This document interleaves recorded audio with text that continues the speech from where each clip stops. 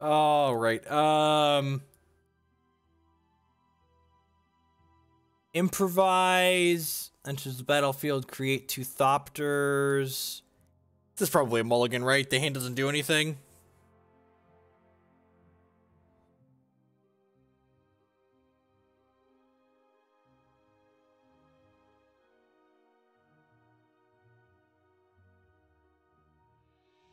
It seems fine, right? Scry would love an extra land.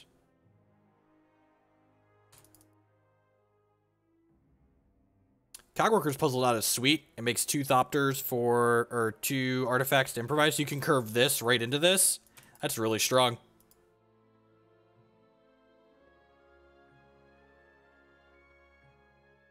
Wow, this hand's actually like really good, right?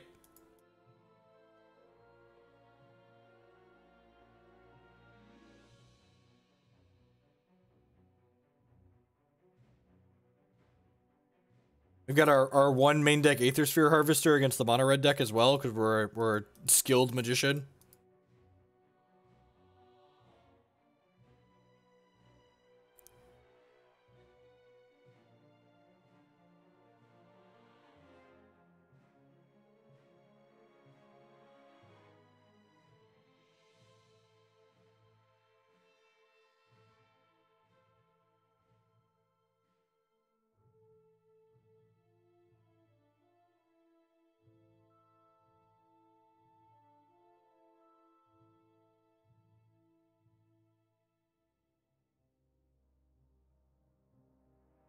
This is the god hand, good lord.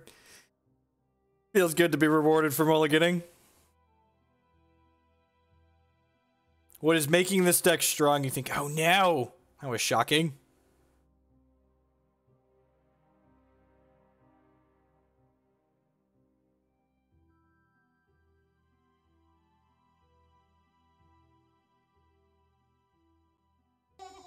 Nero! With the 19-month resubscription. Thank you very much. I do appreciate it. Welcome back again and again and again. So, I think the line here is sack this for Servo and then Fatal push something.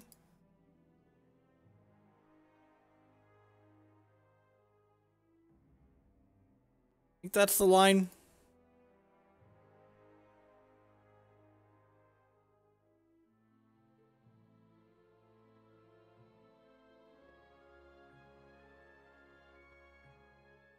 That's true. I could have played Harvester and just taken a hit this turn. I don't think I want them to get 4 cards under this Bomak Courier, though. I could be wrong. Maybe I'm using my resource inefficiently. There were a lot of sequencing choices we had through this turn. And by a lot, I mean 2, right? It's either play this or do this plus this.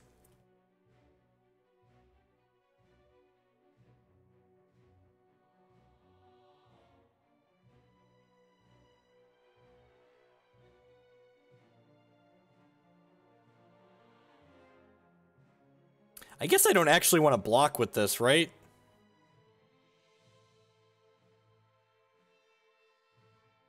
I'm just going to push this guy off a cliff. And then I'll end step do this.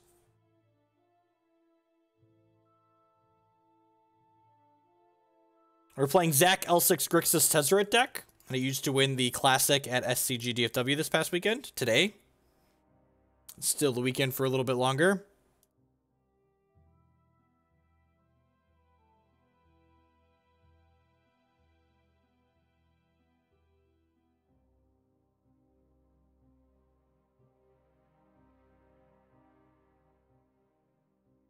Enters the battlefield or is put into a graveyard from the battlefield, create a 1/1.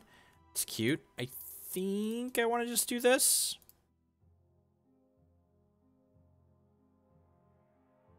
Super resource efficient. The old Maverick Thopterist.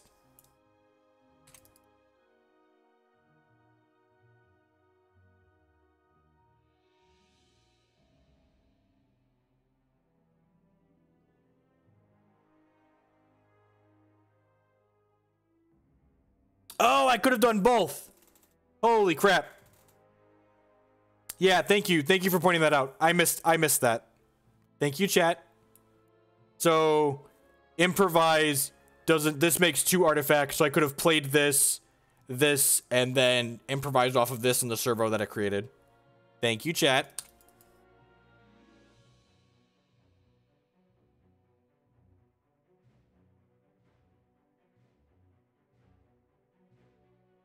Depending on how we draw, that's a pretty big tempo swing that could cost us. Yeah, like we have less pressure for this Chandra now. It's a pretty big deal. Whoa, it's a sick looking lightning strike.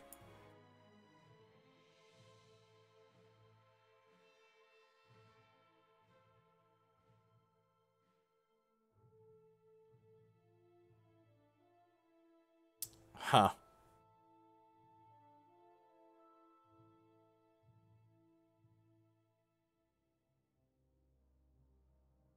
I'm gonna kill this and then pressure the Chandra, I think. I'd be putting the Chandra to 1 here if I would have sequenced correctly last turn.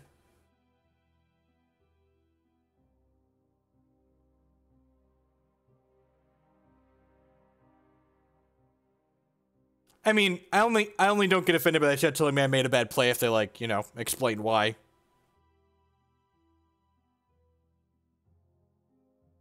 I get a little annoyed when chat's just like, you're dumb, you did that wrong, and don't tell me why I did it wrong.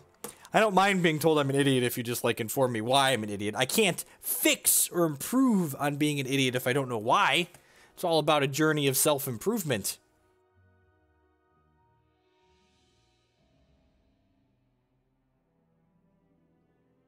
At almost 700 people hanging out here tonight. I do appreciate that. I know there's a lot of different things you could be doing, different people you could be watching. Thanks for choosing to spend part of your time here while we explore some new standard. I mean, like, Magic's a hard game, right? Like, if you don't want input from the chat, you just shouldn't stream. This is, like, the truth, right? Just don't ever be an idiot. Speaking as someone who's lived on the Earth for 22 years now, 26 years now, God, I don't even know how old I am. It's pretty difficult to not be stupid. It's not an easy path, not being an idiot. It's very difficult. Not a lot of choices at this time of night. At least there's someone who's honest. You're the best of a bunch of bad choices, Hogland. And, like, they're probably going to be able to save their Chandra here because I don't have 1 more token. Like, this is, like, 2 turns where this hasn't been out now.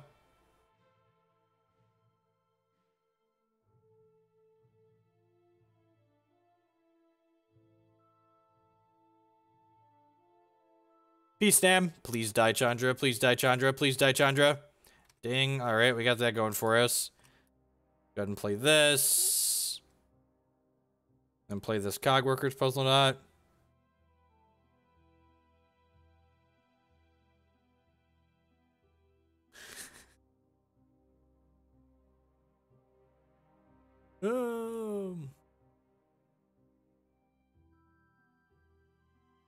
Hey, make some servos, pass the turn here.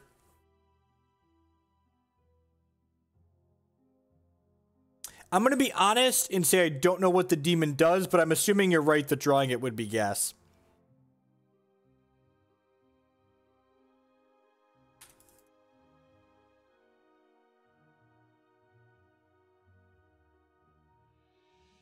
I don't know what the Black-Red Storm deck is. Where's Kadaltha Rebirth, right? Yeah, I think we're pretty far ahead, right? I'm going to go ahead and trade here. There's still 2 lands off of eternalizing this. They exerted this, so I couldn't double block that. They play a land here. I feel kind of bad. They don't have a land. That's great. I'm going to play this. It's 5/5, so basically Scarab God. I'm just going to go ahead and attack with these 3. I'm going to leave back. This only takes 1 to crew, right? I should have double checked that only took 1 to crew before attacking there. I'm glad I was right. Giftstorm is a very good deck. Giftstorm does everything you want. Giftstorm checks all of the boxes you want to check in Modern. It's doing something objectively powerful and largely trying to ignore its opponent. Oh yeah, I tapped so I couldn't activate. This has text on it. Details. Oh, and now we can't kill... No, we can kill the Chandra with the Aethersphere Harvester, right?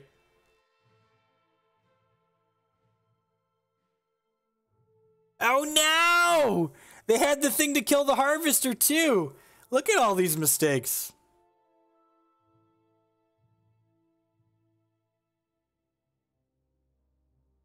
Look at...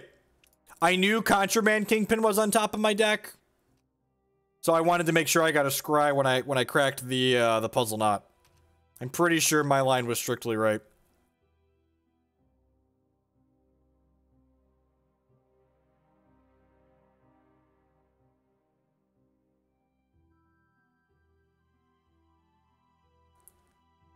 Again, we knew we had 4 Contraband Kingpins in our deck.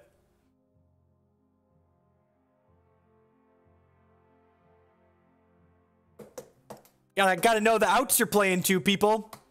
And now they get to activate Chandra for mana. Oh, really? I'm surprised they didn't put the Earthshaker Kenra back into play. Message me later, Brokeback Basic Mountain. I don't look at deck lists or talk about stuff like that during the stream. There's too much other stuff going on. Did they hit the land naturally here then? Yeah, they're just gonna whip this back into play here.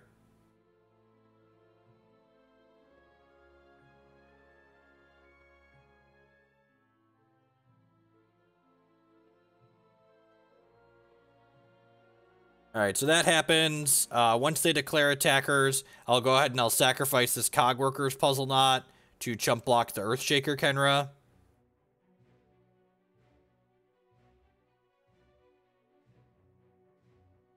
Evening, Daniel.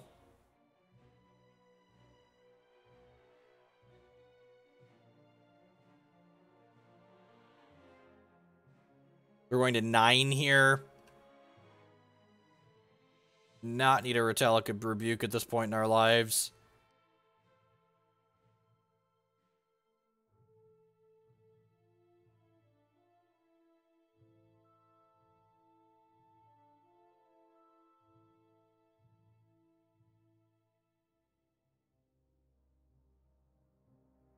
God, that's such a bad draw.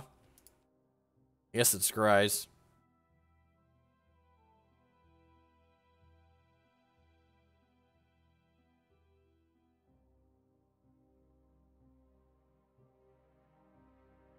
Oh, I can just choose Chandra then ignore it, right?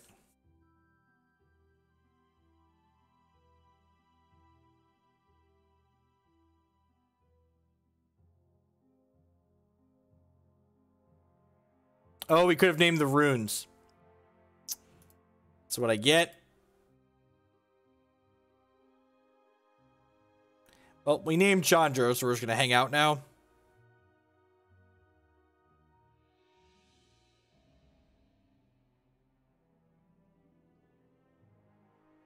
Oh no! Not the Sunscorched Desert.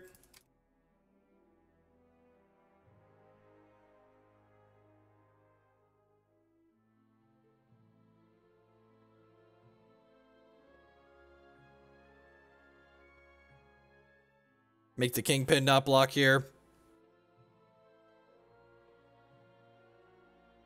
Alright, we're gonna double here. And single here.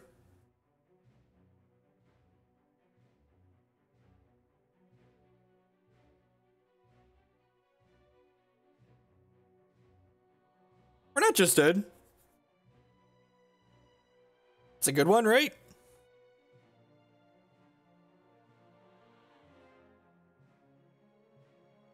The stuff.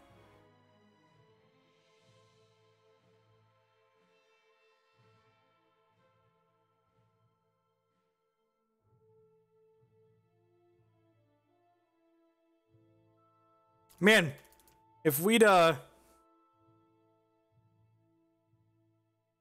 named ruins, be in a pretty good spot. I don't know if it's enough. We might die to the runes here.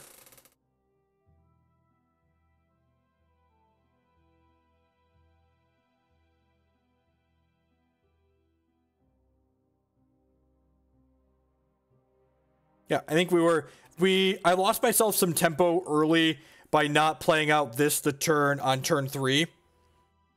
I also lost myself some percentage points. I think I could have played the Aethersphere Harvester sooner and gotten it a hit or two with it.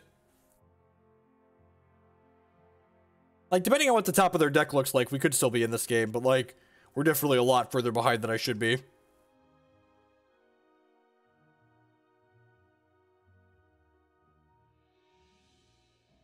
I don't think attacking with the Kingpin last turn was strictly correct or incorrect. Ugh. This is a good draw on the opponent's part, so they get to make this not block now.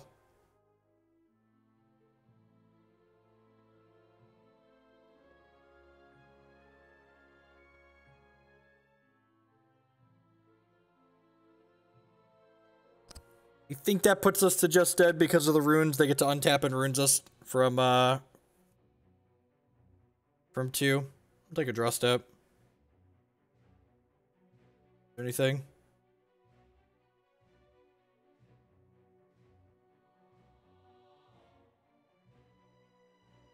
Tezzeret would have kept us in there.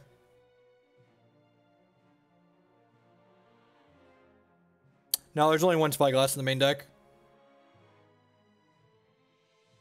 So the extra Harvester comes in.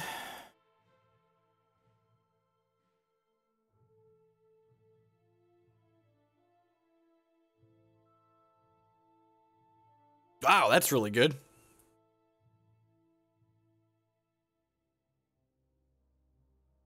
We just cut the Metallic Rebukes.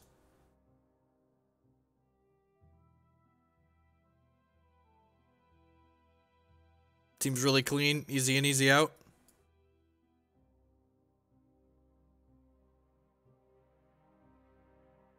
You want to keep the Rebukes? What do you cut? Scarab God's so good at closing. I guess we have these Heralds to close, though. Just, like, cut some of the Dirtle, basically. That makes sense. I guess they do board up sometimes. They had Chandra in their main deck, and they could be boarding into additional Chandras or Glory Bringers. Kind of like we were only in a position to need to name the land because I played poorly. So, like, if I play tighter, the land's probably not terribly relevant.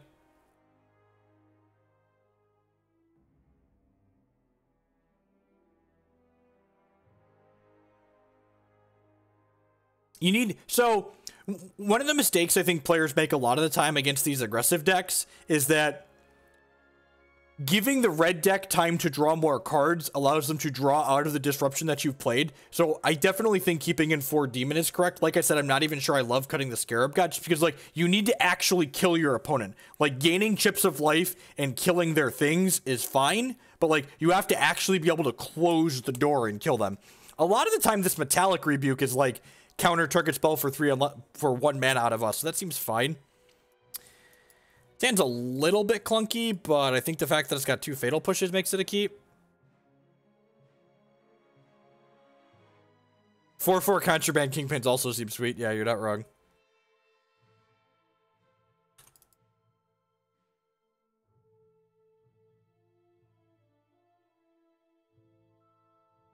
I mean, there were a lot of things I did wrong in that game that could have changed it differently.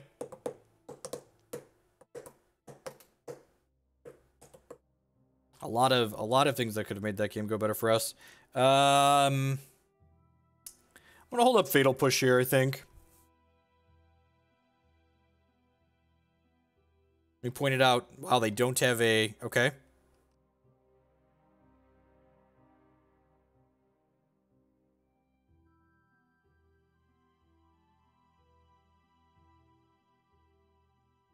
So punish for not playing map out.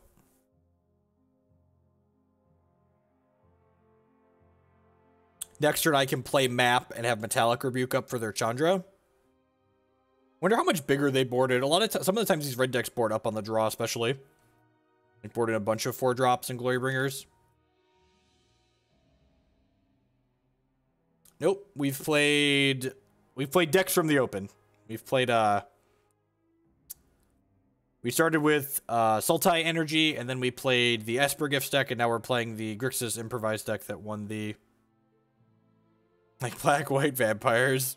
Asking the real hard questions. It's Renegade Map. Play the Swamp. Pass the turn. Map turning on Revolt for Fatal Push is kind of nice.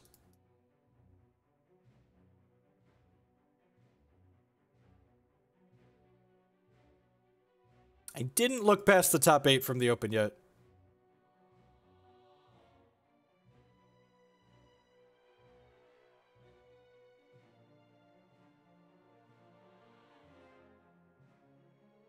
I don't think we're going to have time for a 4th deck tonight. Usually only go till about midnight, so they're 2 hours or so. Probably wrap this league depending on how long these matches take. This is a more controlling deck than the energy deck that we started off with, so I wouldn't be surprised if this league takes us 2 hours or so.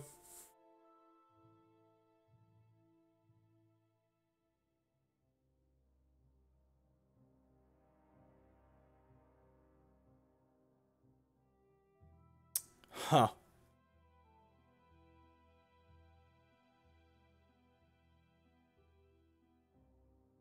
Do you just want to rebuke this and then cast a demon next turn? I think I do, right?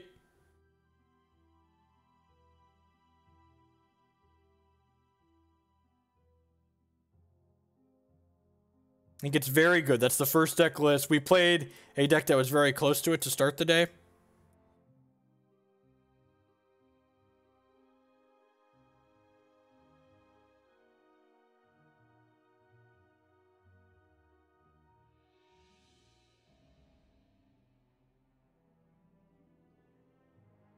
I mean, I could push both of them this turn. I could jump block with my servo and then push them both off a cliff.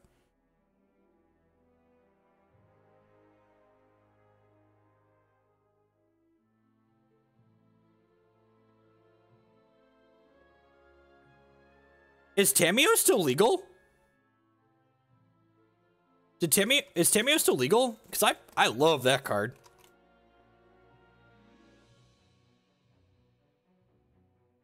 No, that rotated. That was Eldritch Moon. I did not think she was still legal. Yeah, Tamiyo. I got really excited there for a second. I got really excited there for a second. I was like, oh, Tamiyo, why haven't I been brewing with that card? That card was like my jam. Card draws all of the cards. The new 3-drop Jace. Words I would use to describe the new 3-drop Jace include unplayable. Really, really bad. Terrible, awful.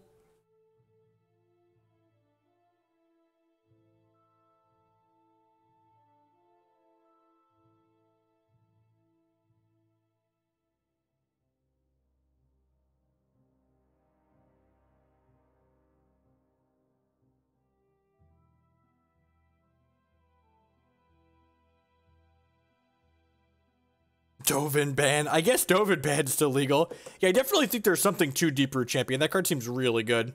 Caleb Durward had posted a Sultai Deep Root Champion deck list on Twitter that seemed interesting. We'll probably play that at some point this week on stream. Maybe Tuesday. What you got, friendo? There's Chandra. This is new. It sacrifices an artifact to have something -2/-2, so they're going to exert this and crack me for 3.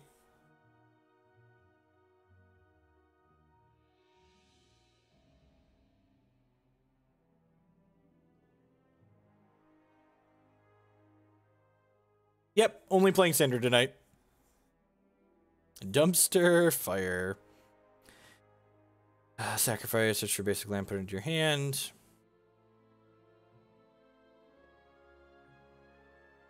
And this demon allows us to close this game pretty quickly. So we get to go ahead and sack this, get a mountain.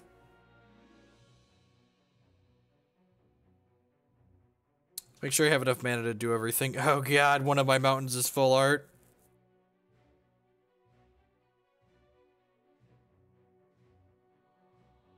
So I can play this.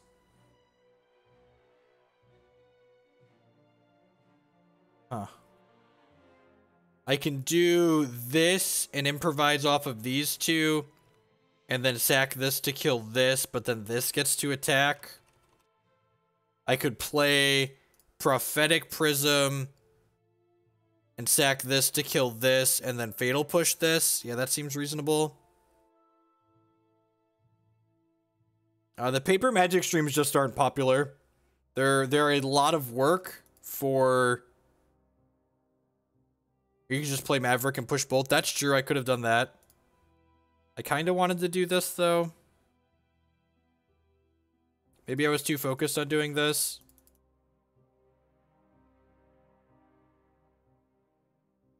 Yeah, I know I have Revolt. I just kind of wanted to get value off the demon, but this game might not be about getting value. Being resource efficient is probably more important than getting value. I hadn't considered that I could Fatal Push both of them. I was just so focused on, like, wanting to use this to get value. But I think they're right that I should have just put this into play.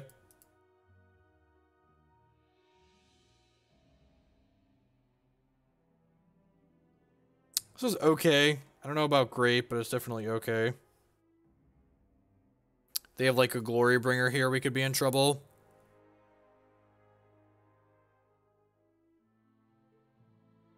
Man, these deserts are just, like, busting my balls.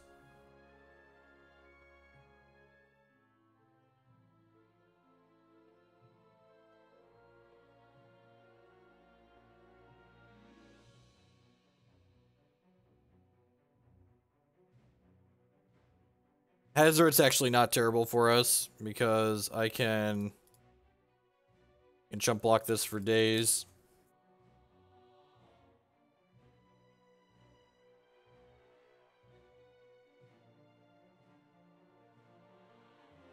Actually, I can just double sack to kill this, right?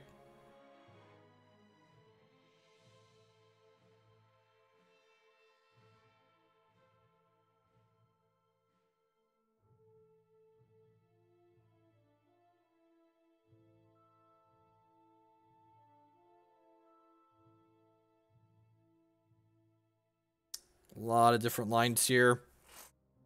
We're definitely attacking with this. I could just, like, play this second demon out off of these 6 lands plus the prism and chump block this again.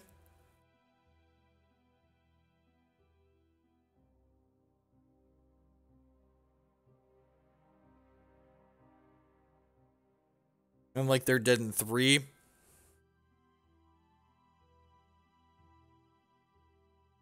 I could also play this out off of these 2, and then I can't do that as well.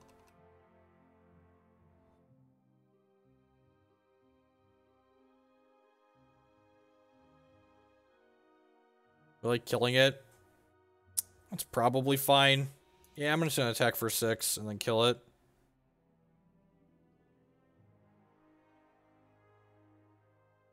Most of their scaries die to push.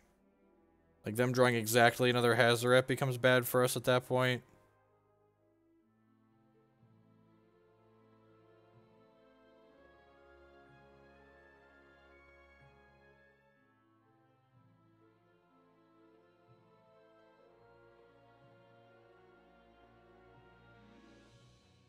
That's true. And they definitely have more Earthshakers than those other cards in their deck.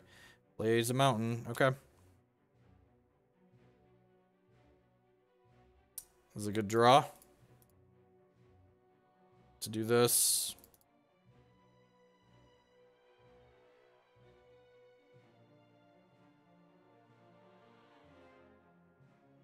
Oh, good call. Yeah. Yeah, we should kill it on their turn to enable Revolt. Thank you for pointing that out. Definitely did not think about that, but that is 110% what we should have done. Doesn't look like we're going to get punished for it. We have to crack them for 5 here, and then untap and crack them for 10. I played a lot of poker during undergrad. It's just, in order to play poker correctly, it involves a lot of waiting, and it's very boring. And playing poker is definitely more profitable than, like, playing Magic, but it's also a lot more boring to do it correctly. So, like, if I'm gonna be bored, I'd rather just, like, go to work and make guaranteed money.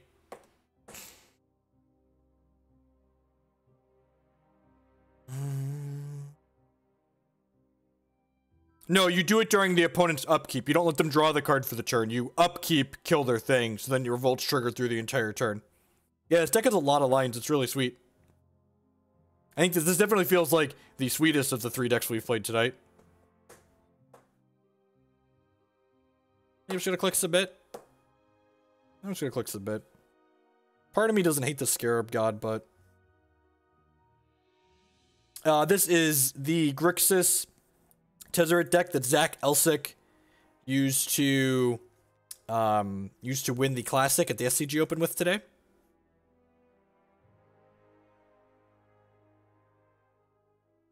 Find it on Star City Games website. Currently in the first match with it. Seems really sweet.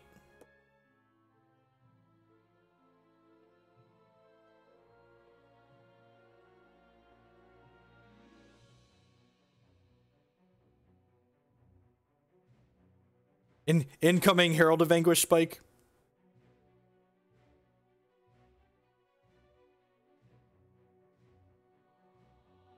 StarCityGames.com. StarCityGames.com.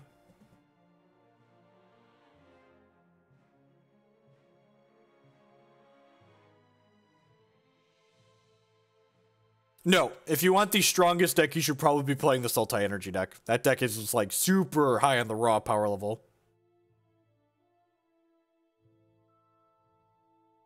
You can't chill with poker. I mean, you can get sponsors for poker, right?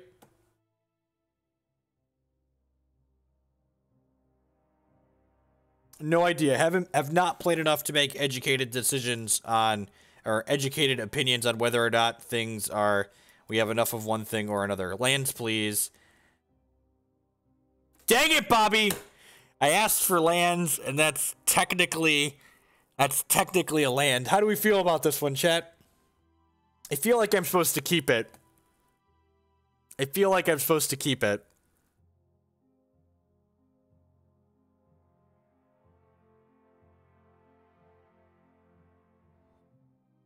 Hogland asked for a land, eh? I mean, it's keeping it is conservative. Not keeping it is greedy.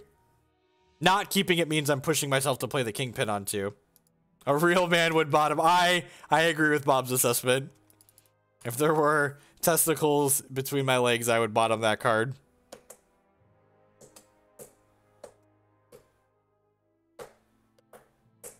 I mulliganed a hand that didn't do anything.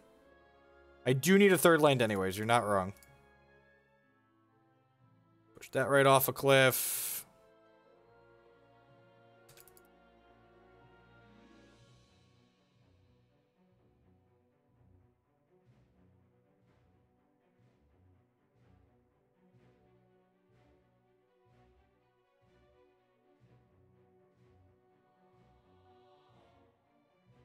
So many hasty red creatures.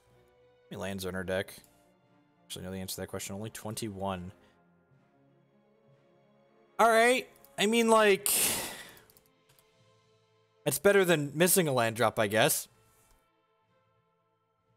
So, the Star City Games Open is a 2-day tournament where there are 9 rounds of Swiss on the first day and then a cut to day 2. It's kind of structured like a Magic Grand Prix. The Classic is a 1-day tournament that happens just on Sunday.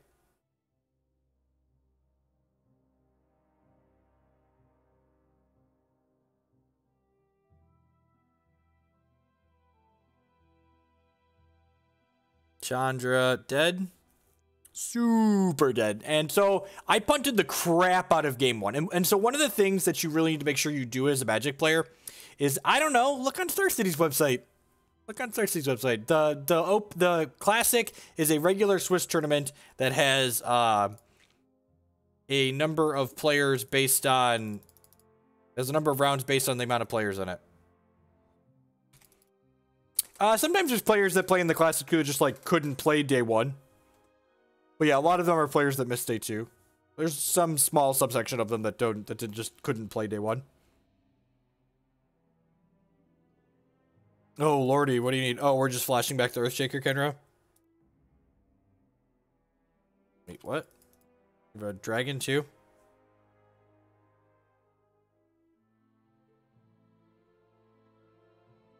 Line could gives opponent. So this game, it's really easy to look at this match of Magic and only remember this last game where, like, I mulliganed and then I kind of stumbled and died and my opponent had a strong curve on the play. But one of the things that's great about Magic that we have for reducing variance in the game is the fact that, like, your matches of Magic are best of 3. So, like, I had a number of decisions that I made very poorly in the first game that threw that game away. And I wouldn't have even been in a position to lose this third game had I played the first game well. So it doesn't matter that I got a little bit unlucky to lose this third game where I didn't have a lot of choices that mattered, because I had a ton of choices that mattered in the first game that would have allowed me to win that game. There's more than one game of Magic in a match. You got to look at them as a match as a whole. And it's really, you don't want to focus on the fact that, like, there was nothing I could do in that third game. You want to focus on the fact that I had choices that I could have made differently in the second game, or the first game, that would have never put me in a position to play a third game. I don't think this is keepable. Seems really mediocre. Keep with the scribe.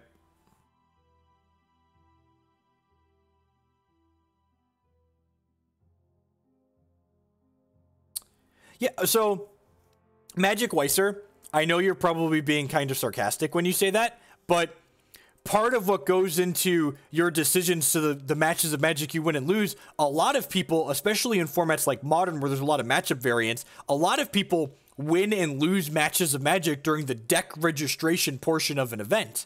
Like, sometimes you're winning because, like, your deck is just better than your opponents, and, like, putting yourself in a position to play good decks to beat people playing worse decks is a very real decision that you should be making.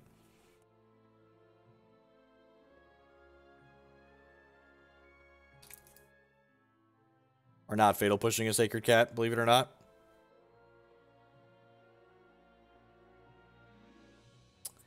Womp, womp, womp. There's a lot of... The people that try to say games like Magic are mostly variants, like, are just, like, completely oblivious to the fact that, like, the same players consistently top 8 a lot of the large tournaments, like Grand Prix and Pro Tours and stuff like that. And it's like, yes, these games have some variance by design, but, you know, there's a lot less variance than a lot of the players that are salty and not good enough to, like, look at their play and be critical of it like to imply. If we miss a land drop here, we'll just pack it in. Go on to the next one. Yep. And, like, this game, this is one of those games where, like, genuinely the only other decision I could have made is I could have maybe kept that second hand speculatively, but I think it was right to mulligan that kind of mediocre hand.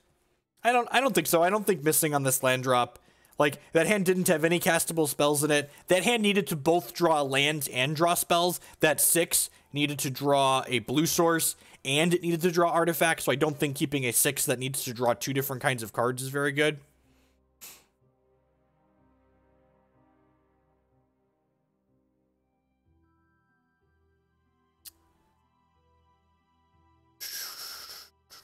This probably isn't a Tezzeret such matchup. It's probably a Negate matchup. Fatal Push probably isn't very good. Sorcerous Spyglass probably isn't terrible. Get the Aethersphere Harvester.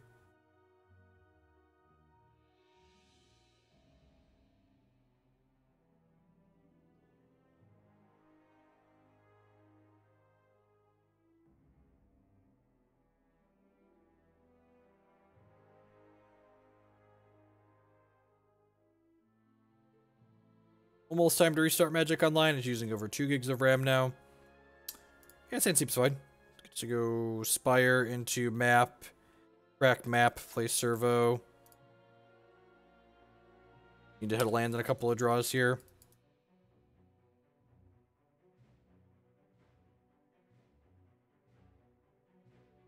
We got our Maverick and our Herald of Anguish here. It's actually, there's a really strong curve here.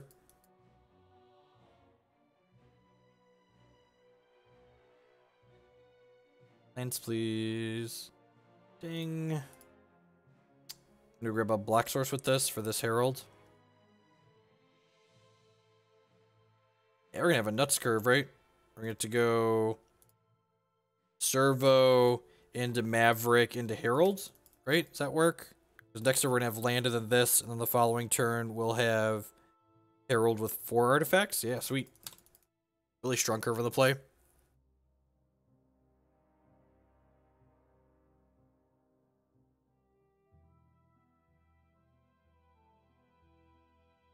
while I would believe that Hearthstone tends to have more variants than Magic, I also would expect that a lot of the people that say Hearthstone is all RNG and all variants are also kind of ignorant of the things that go into making a player good at that game.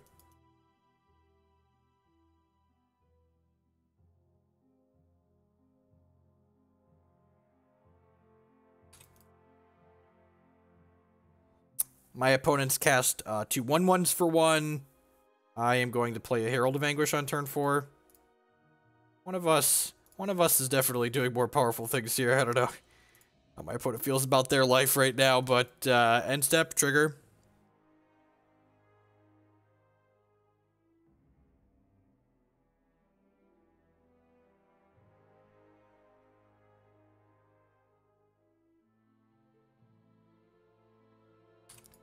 Having a 65% win rate at a professional REL for Magic is considered high.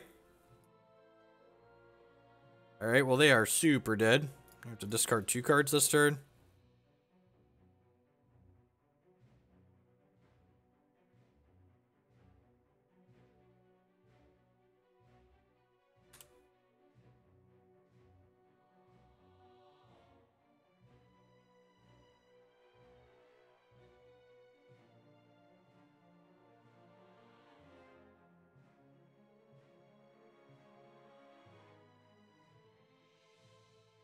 Are we liking Standard? Seems interesting so far. The honest answer is I don't think anyone has a very good metric of whether or not Standard is very good. We don't have enough information on it yet.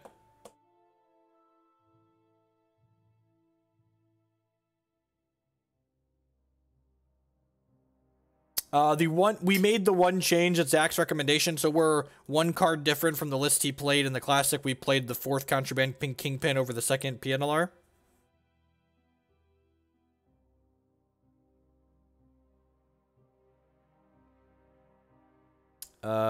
Yeah, that seems great, right? We get to play Renegade Map on 1, Cogworker's Puzzleknot on 2. Maybe Prophetic Prism.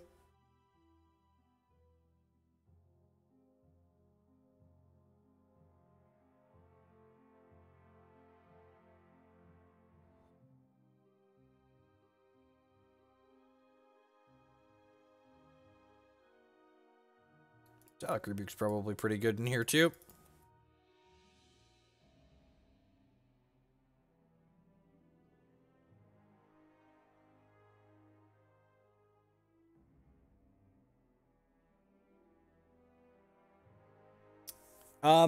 On average, I think Hex does a good job of using their cards to reduce variance. Like, what's a good example?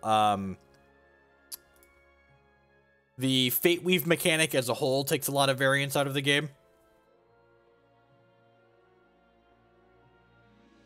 Like, the ice shards are basically like what Scrylands wish they could be.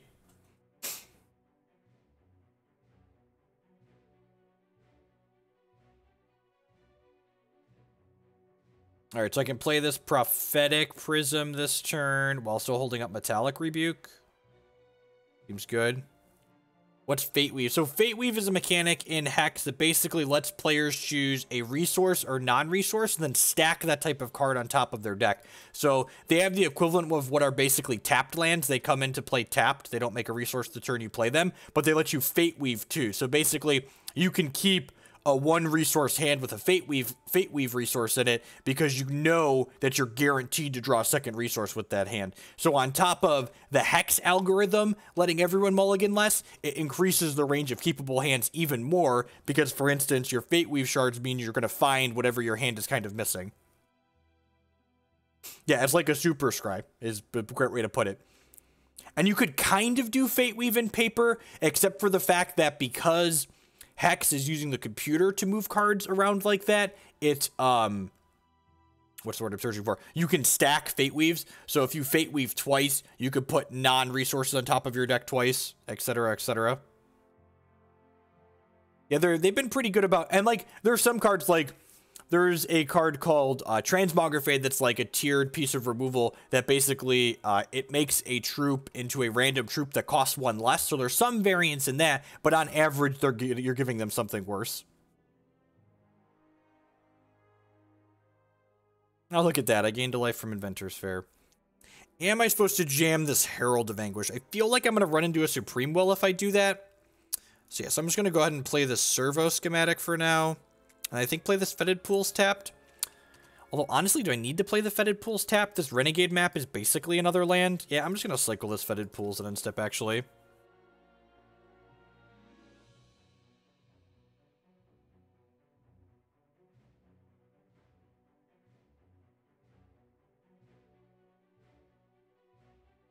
Haven't played Hex in like 2 years. How's the player population? If you go to hexpvptools.com, you can see all of the matches of Hex that get played every single day. I don't know how that compares to the population of other games. It's definitely smaller than something like Hearthstone because, like Magic, it's kind of a niche market because the complexity of the game is something that's never going to reach a lot of people. I think I'm just going to negate this. So I can counter your draw to use my resources efficiently. I can't speak to how free-to-play Hex is because I don't free-to-play any card games that I play. Like, I am interested in playing card games competitively, so if I want to play, if I want a card, I buy it. Like, I don't muck around with free-to-play in any of the games that I play. Just want a second swamp here. You think so? Then I can swamp, and then I can play this Tezzeret with Metallic Rebuke up. God, that's hot. What does this even do? I can kill a creature, or I can ramp, basically. I'm going to leave one of these back.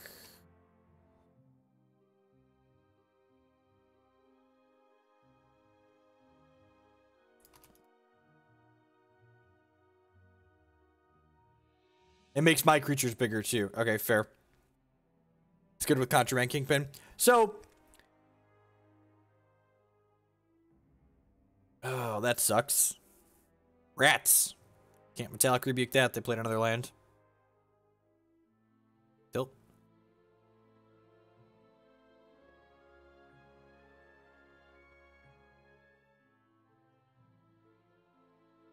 Yeah, the +1 on Tezzeret is definitely mediocre. Am I just making a servo at end of turn here?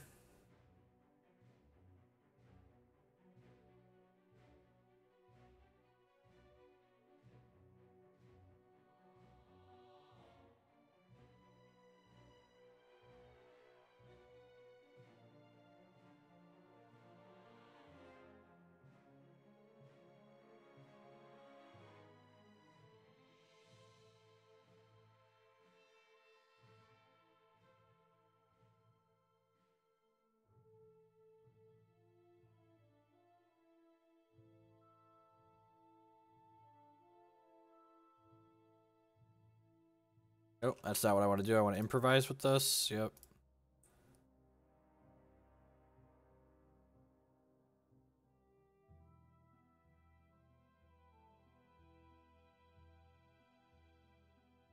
Discard your last card. Paying a cost, I have a Fatal Push here.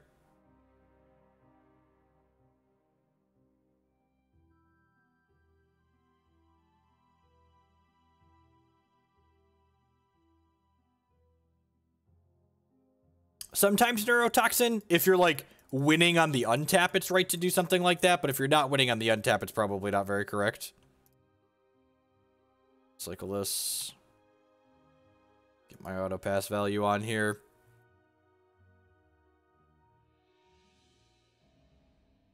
Any sweet artifacts to go get with my Inventors Fair? Feel like I should have a sweet artifact to go get. Don't really, right? I can go get like Aethersphere Harvester.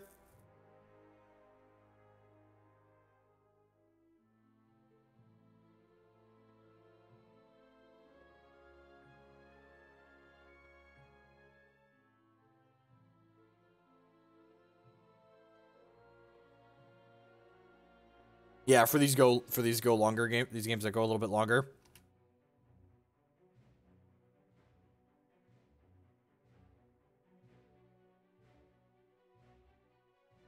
Maybe this attack's a little aggressive, actually. Did I board out the Harvester?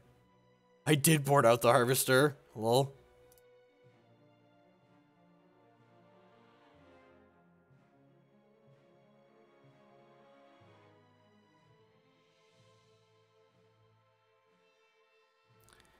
I'm going to go ahead and just block everything in front of this Anointer Priest.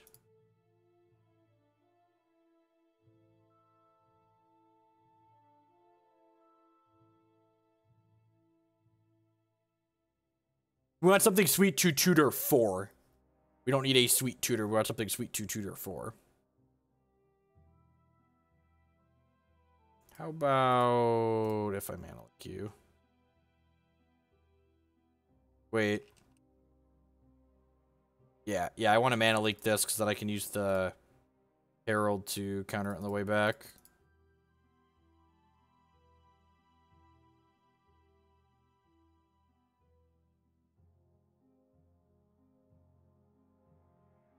They don't have any cards in their hand, so no, you shouldn't play around Spell Pierce. This deck seems pretty grindy.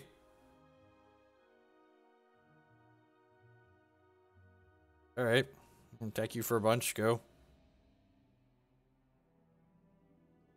When my opponent embalms this, we'll sacrifice 2 artifacts in response to the trigger to void it. This has the new templating, so if we kill it, in response, they don't get to permanently exile our thing. Drew another Angel of Sanctions. That's annoying.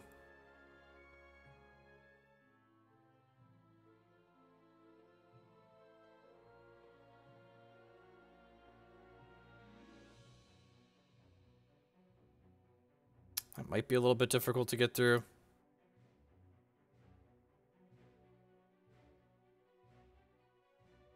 Yeah, Black Gearhulk could be sweet. Actually, shit, even Torrential Gearhulk could be okay. Just like a Gearhulk. Actually, could Combustible be okay? Just some kind of big fatty.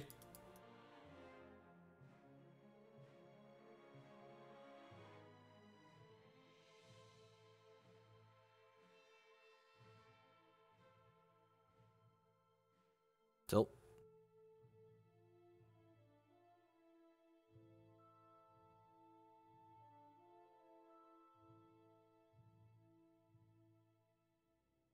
How do we win if they try again? They're gaining life off the Sacred Cats.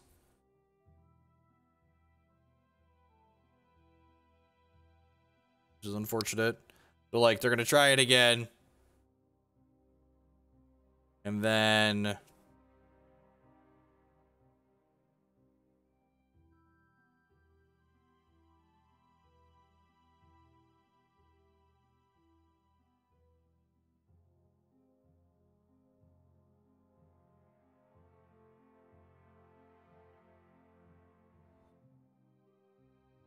oh wait.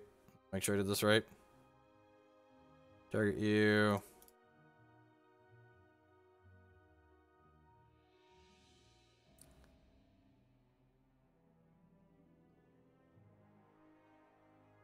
You get God Pharaoh's gift.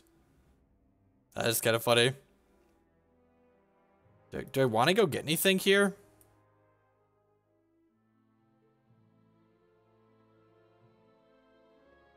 Oh! Can I get Spyglass? If I get Spyglass, I can't, there's only one schematic in the deck.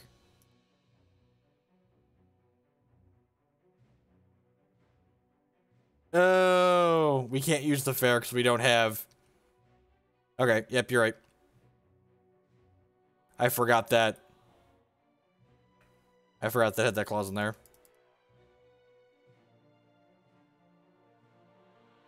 That'll do, pig. That'll do.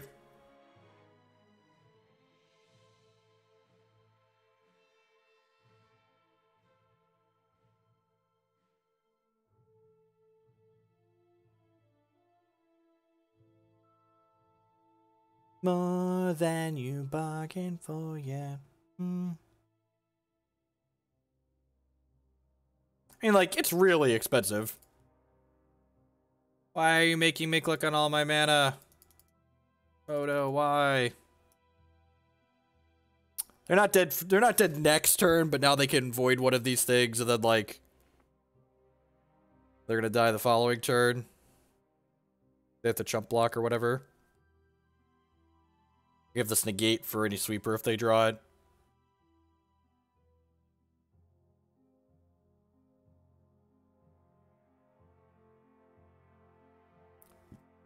They'll void the untapped one so they can crack them with the Sacred Cats and go to 4, which means they still have to chump block this.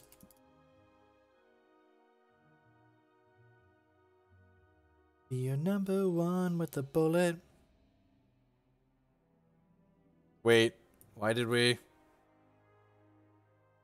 Sure, I guess.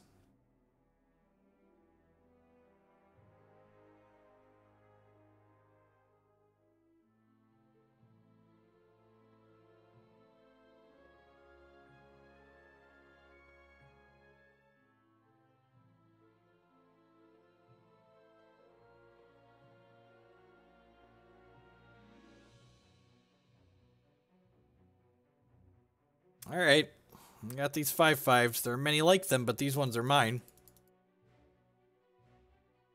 This card's really impressive.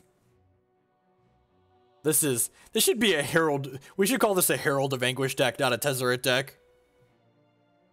Because that's the God's honest truth. This is a Herald of Anguish deck. It's not a.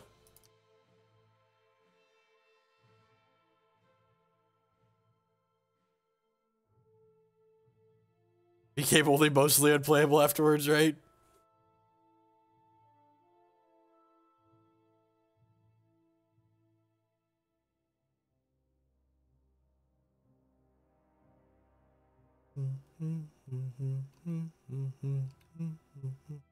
I am going to attack you for 10 with flying.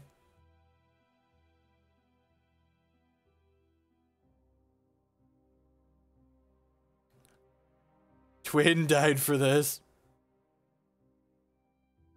They recoded the mana system on Magic Online for colorless mana. I would just like to say good morning, afternoon, and good night to everyone, wherever you're at in the world. Thanks for choosing to spend part of your day here with us. My name is Jeff Hoagland. I'm a TCG player and content producer, and you're here at my Twitch page, maybe my YouTube page in the future. If you're enjoying what you see, please hit that follow button. It doesn't cost you anything. It helps other people find my stuff.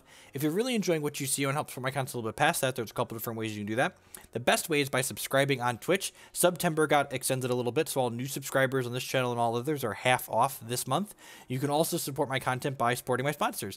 MTGOtraders.com will have to buy and sell Magic Online cards with you. If you use code Hoagland PayPal at checkout, then you'll save 8% on your singles orders there. Cool Stuff Inc. buys and sells a lot of cool stuff, including TCG singles. Using promo code Jeff5, you can save 5% on Magic, Pokemon, and Yu-Gi-Oh cards with them. InkedGaming.com would love to help you customize your gaming experience. Using code Jeff12, you can save 12% on custom playmats, mouse pads, and sleeves with them. You can upload your own custom artwork as well as choosing from their wide selection of great art they have on their website. And finally, SpareDeck.com, they offer kind of a unique service. They will rent you any physical, standard, or modern deck. Let's say you want to try out this Grixis Tezzeret deck, but you don't want to invest money in all these cards up front. You could rent it from Spare Deck and try it out before you buy. It's also a great service if you're a competitive player. I used their service a lot when I was traveling on the Open Series a ton back in 2015 and 2016. If you're changing decks a lot week to week, especially in a new standard format where you're not quite sure what's good yet, it's super convenient for that rather than buy listing stuff and dealing with trade groups and all that jazz. I may be crazy, don't mind me, say boy, let's not talk too much. Grab on my waist and put that body on me. If I wanted to play Magic again after 13 years, what set/card should I focus on learning? Probably standard. I'm really not a fan of... If you enjoy limited, just like drafting's probably fine too. I'm really not a fan of modern as a format right now. And Legacy and Vintage are just ridiculously expensive to get into. The standard format seems promising, though. Seems plenty promising. The 1-1 versus the 2-2 here. Hunted our first match to Mono Red with the deck tonight. If you didn't get a chance to catch that, be sure to check out my YouTube channel after the fact. All my videos go up in there. We also played Sultai Energy and Esper Gift tonight as well. Those videos are already live on the YouTubes. Yeah, it seems great, right? We get to go turn 1 map, crack map on 2, played Contraband Kingpin. What I think of Pummeler, I do not have an educated or informed opinion on Pummeler. I haven't played with or against it. It was fine last season, right?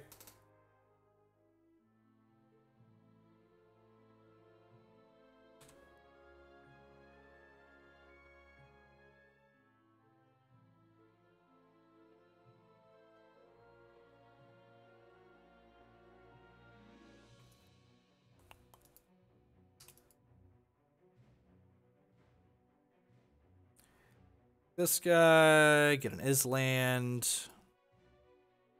This, Contraband Kingpin, so we can start getting our scry on with these artifacts. Thin brand new, in love with the shape of you.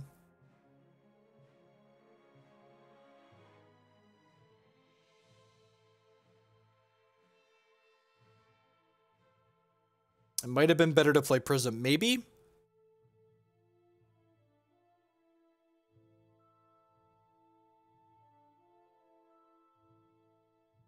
Bad discard.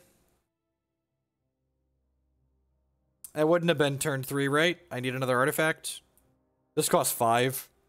It needs double improvise to turn 3.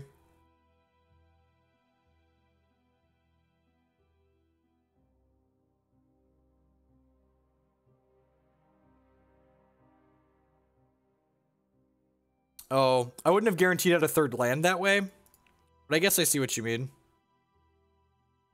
Oh, I get to stack this too, so I get to scry first. Sweet.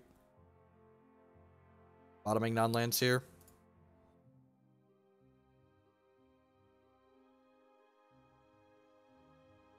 I hope you understand. You're never changing who I am. You can with Prophet. We built our own opt, yep.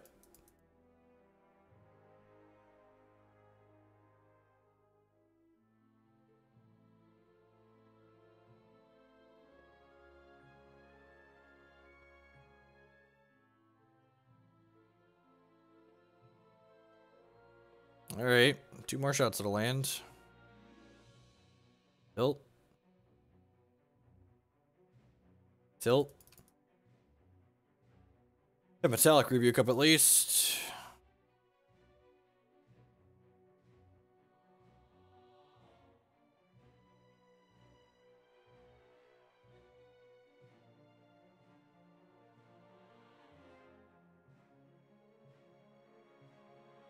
Keeps the 9, time to get in.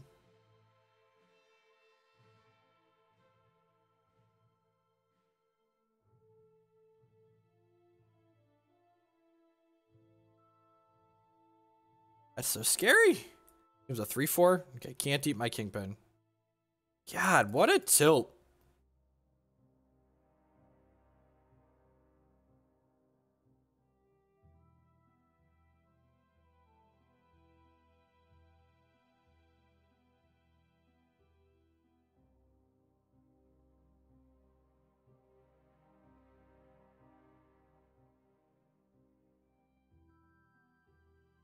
Huh.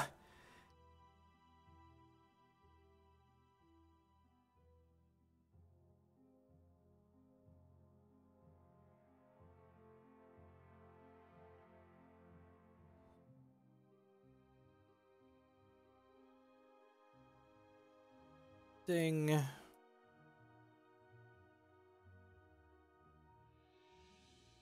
I assume they're just playing some kind of blue-black control deck. I think we're actually set up kind of okay against them, right?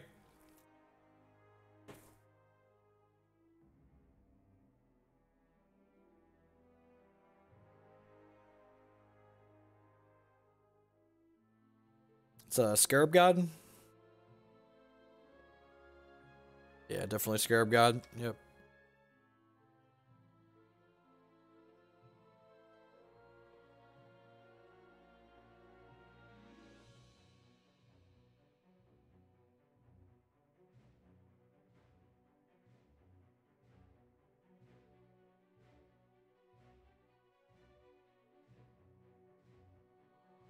Oh, geez, it lets me scry. What a combo. I do not need another Metallic Rebuke.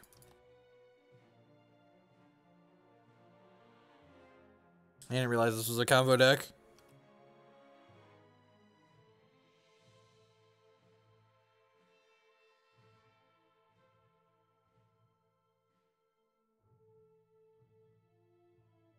I think putting the Tezzert into play is much better than putting the Herald into play here.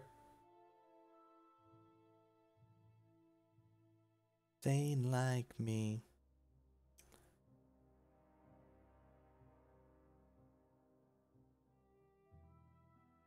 Oh, I guess it does make them discard.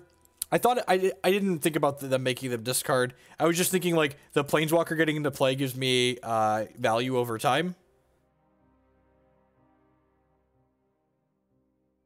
But the Herald definitely gives some value over time too. I mean, I think we're pretty fucked either way, right? Like they get to just Scarab God back by Thopterist, and then we just like lose the game on the spot. This card's just like unbeatable. Like for anyone that's not going under them, the Scarab God is just like pretty unbeatable.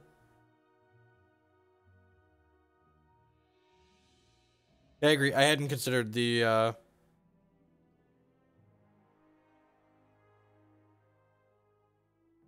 think I'd rather keep the Tezzeret high. I think alting this is probably our way to beat the Scarab God. Like we don't have removal for it, so like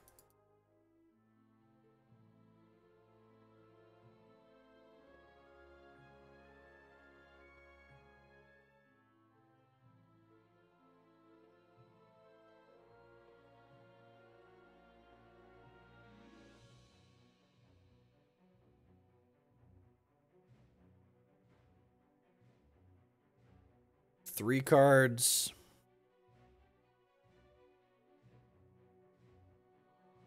The problem is they're just going to bring this back at their end of turn.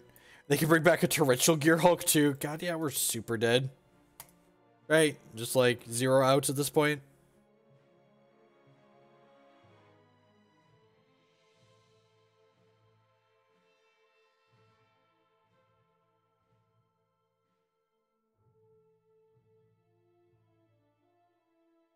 Yep.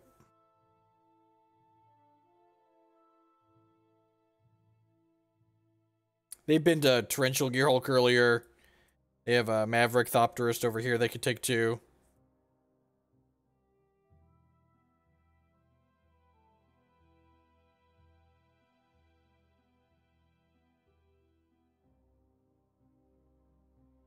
I mean, why should we play it out? Like that's just like super negative EV. Like we're not gonna get anywhere. Spyglass seems fine. Negate seems fine.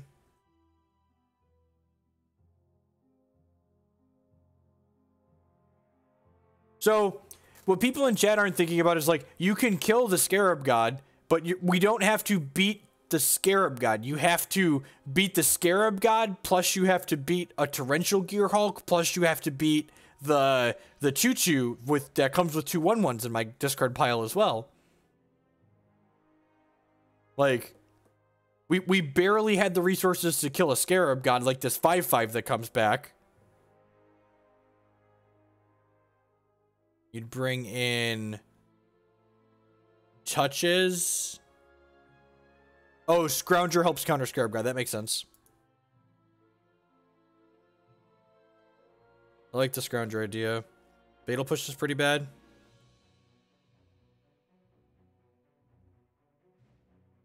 I really don't think playing an interactive deck in Modern is a good idea. I think if you want to play Modern, you should play something that has a powerful, linear, proactive game plan.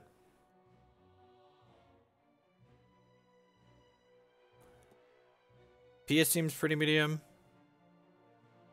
I mean, like, there's always something bottlenecking the format, right? If, like, a 5-mana threat is bottlenecking the format, that's probably fine. And, like, decks like this should probably... Like, Zach, did you ever feel wanting any contempts? Have you finally let Declan play in the closet?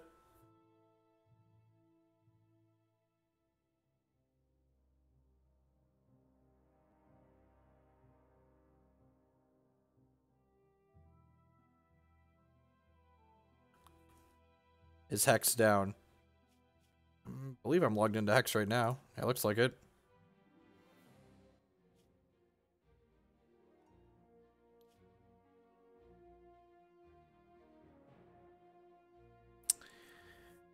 One more cut. Maybe I just don't want all these negates. Honestly, I wonder if negate's even a card we want in these control matchups. It's like the card all of my decks keep dying to isn't even the non-creatures. It's like Torrential Gearhulks and Scarab Gods that keep killing us. So yeah, that seems great, right?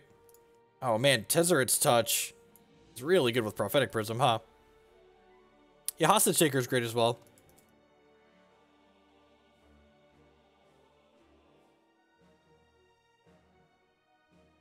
Destiny rise with a Sarah.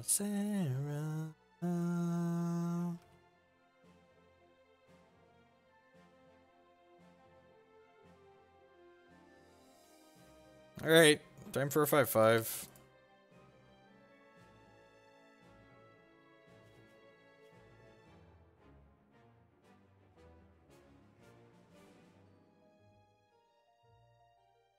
Nope.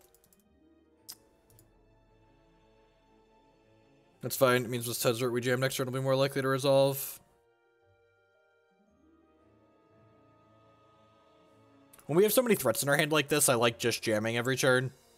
Just like keep asking my opponent the question like, do you have it? We're like, run into another sensor here, we like feel bad, but like then we get to try again next turn. Okay, yep. Good stuff.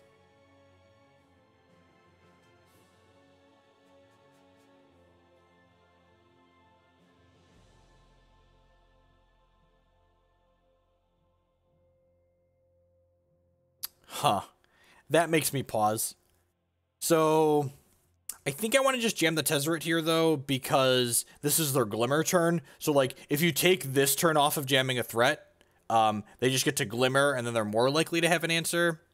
And, like, there's going to be people that watch this game and, like, see the 3 sensors in a row and go, well, you should play around sensor. And it's like, well, if you play around sensor, you put yourself a turn behind, and then, like, your opponent just gets to cycle the sensor, so they don't really, it doesn't cost our opponent anything when we play around sensor, and it costs us tempo. So I think most of the times, especially when your opponent's, like, already played 2 of them, even 1 of them, you should just be running into it, because, like, the cost to your opponent for you playing around sensor is very, very low. You're gonna play Scarab God and we can't win the game? And, like, this isn't even, it's a Scarab God and we can't win the game because of its activation, because I could, like, you know, Sorcerous Spyglass here. So disallow wilds pools.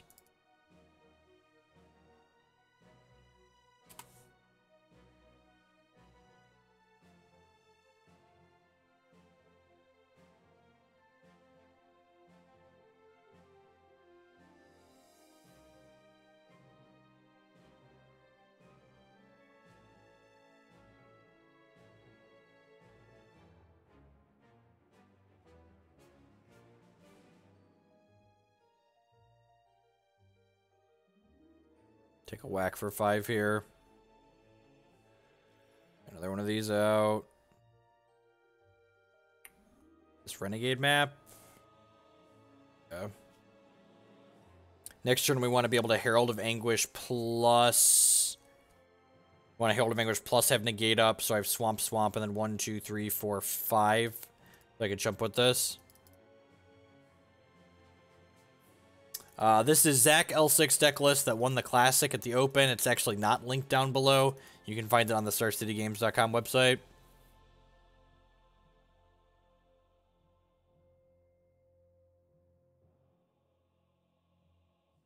Matter of time. Time's good.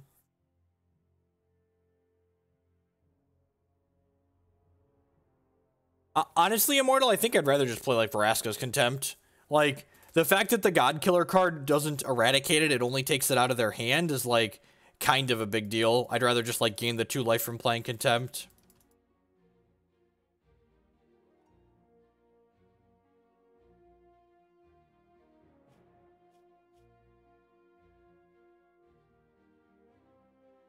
Oh, man. They probably drew another counter.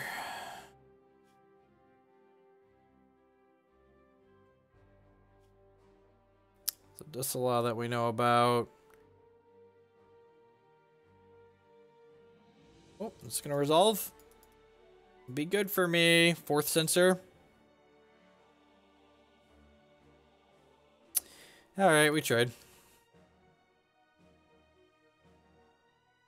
Now, I'm pretty sure the God Kill only takes it out of their hand, Immortal. If it actually extracts it, it'd be good.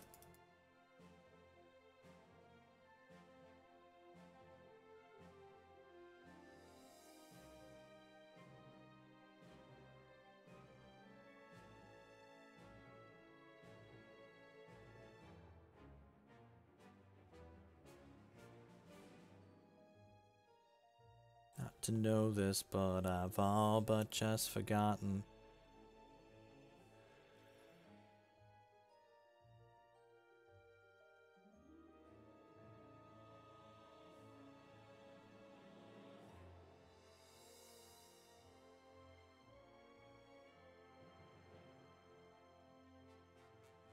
Hopefully they have a Gear Hulk here. We can Metallic Rebuke it. Oh, another disallow tilt.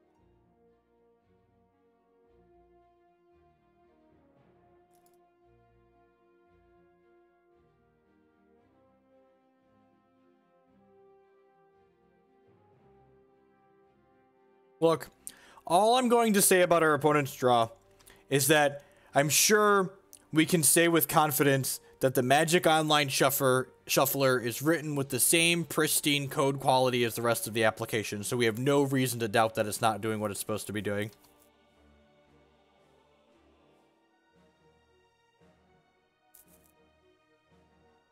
We're playing Puzzleknot over Servo Schematic for the exact reason you see here. I don't have a way in play to sacrifice artifacts currently, so that makes this better because I could just pay white mana off of Prism or Spire of Industry to sacrifice it.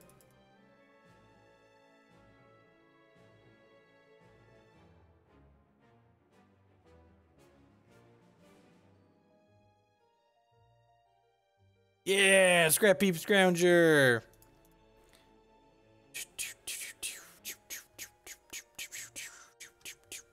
I mean, like, you could argue that, like, having a search box that you type into is something that's really easy to have, too, and, like, we just got that 4 years later.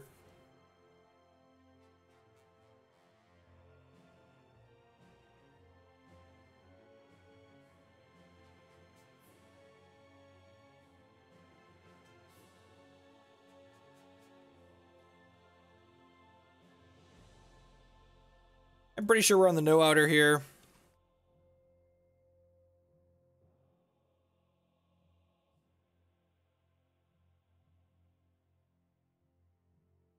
We literally got killed by a vanilla 5/5. That is correct. We lost to a 5/5 for 5.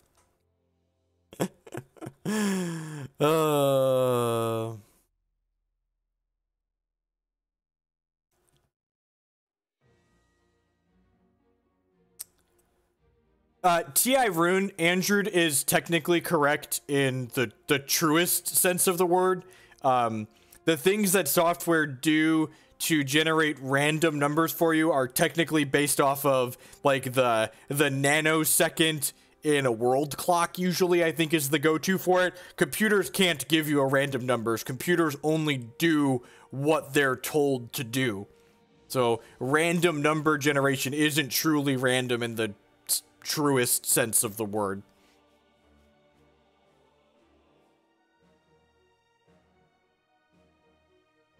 It's pseudo-random. That is exactly correct. So Andrew is technically correct, which is objectively the best kind of correct to be, if we're being honest here, so.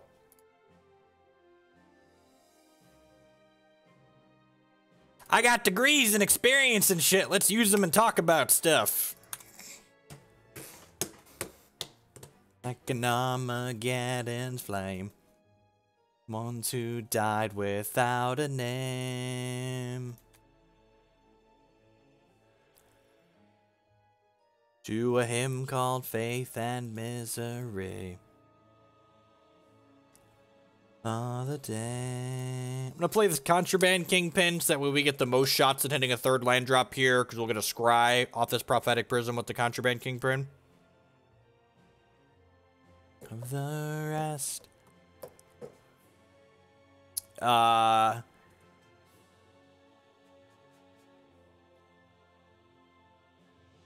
did I lead with Drowned Catacombs? Because I could draw fast lands for the remainder of the game.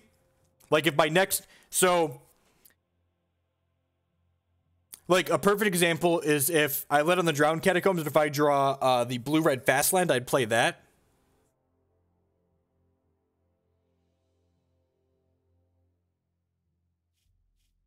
On a monument.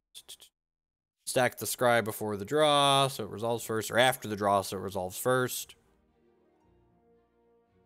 You are right that in the actual functional meaning of it, you are correct. It is actually splitting hairs. That's why I said he was technically correct in the truest sense of the word. When you talk about someone being technically correct, you're like strapping on your fedora and like putting a troll smile on because you are right. The other person just goes like this. It's like, I don't give a shit if you're right. It doesn't matter. But like, you are technically correct in the truest sense of the word. You get to smirk and grin about it. But like, you know.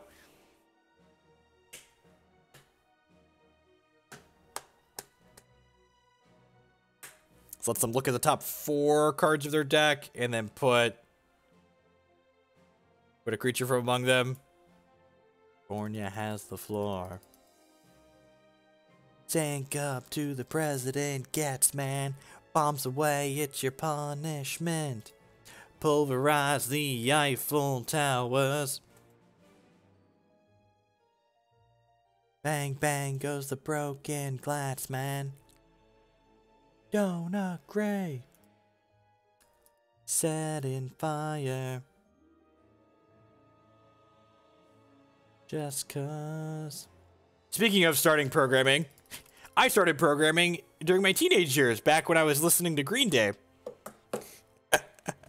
I started writing software, writing script mods for the Source Engine. It was a good time. Taught me Python. Taught me logic. It's good stuff. The best reason to start programming is because you want to build something that you find interesting. Alright, so what am I doing here? We hit the land, which is also a red source.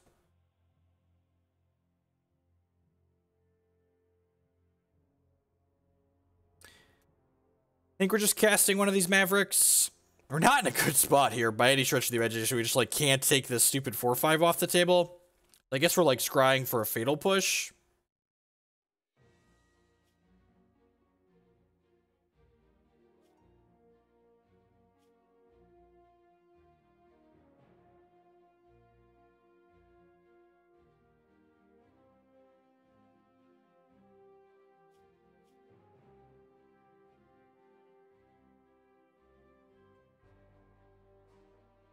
And Python is great. Every time I like sit down to like, I'm like, you know, I'm just gonna like get more familiar with C this weekend, or I'm finally gonna learn how to program in Java. I like get 2 lessons into it. I'm like, man, this is like half the lines in Python with way less effort, so I'm not. Draws without Herald look pretty bad. I agree with that assessment, Kitchen Figs. I would agree with where are my Kitchen Figs at?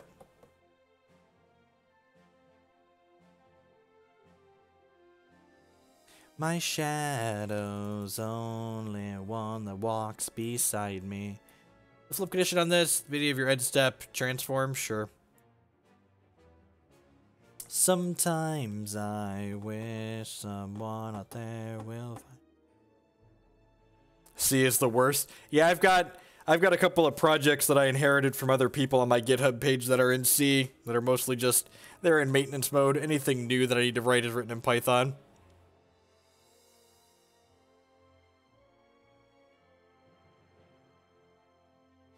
I could technically block this with everything and kill it, right? Nope, because they have a walking ballista. That's not an option.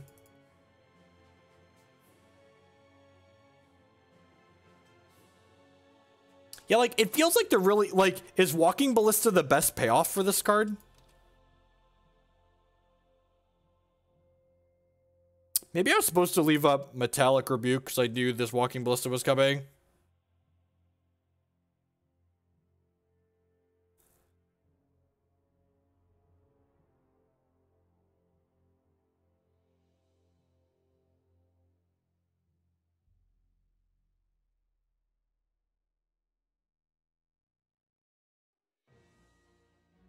I'm like, now we need 2 fatal pushes.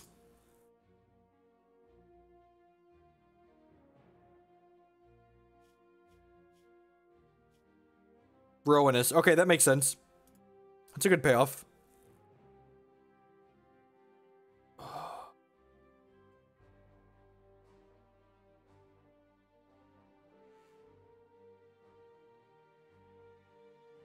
That's not strictly true, Kitchen Finks. I just find, honestly, I find that can kill this. No, it can't because Walking Ballista just motors down my things. It's sad. I worked for an insurance company doing process automation after I finished my grad degree for like a year and a half, and I really enjoyed that. I find just like simple problem solving fairly interesting. There's something satisfying at the end of the day, just like, oh look, I did this thing and it does this other stuff and it's efficient. I'm also strange, so like other people might not enjoy that type of thing. Oh no! Oh god, we're so dead. We're so dead. I enjoyed taking work away from other people. It was good. It's like, how many other people's jobs have I automated? Let's keep a ticker. Holy crap. This...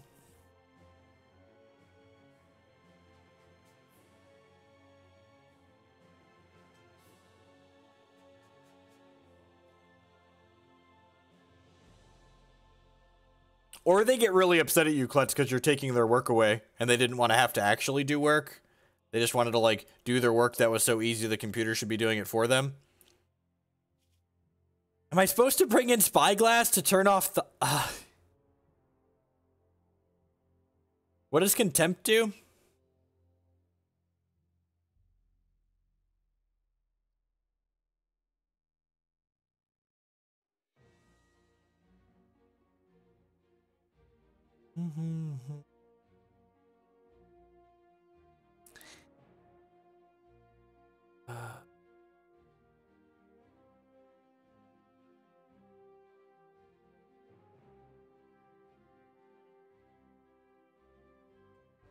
Oh, Contempt. Yeah, I definitely think Vraska's Contempt should be in the 75 if I was going to play this again. We need clean answers to Scarab God. I just need clean answers to large things. The Fatal Pushes are good in this matchup, obviously. I just genuinely don't know what I want to do with this board. Is Tezzeret such fine just because, like, I need this giant card to, like, beat my opponent down with? That's probably going to be smaller than a lot of their dinosaurs a lot of the time, right? Aethersphere Harvester for flying over the top of them, maybe?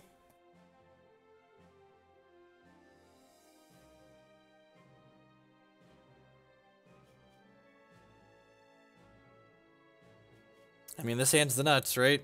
It's turn 2 Puzzleknot, turn 3 Maverick.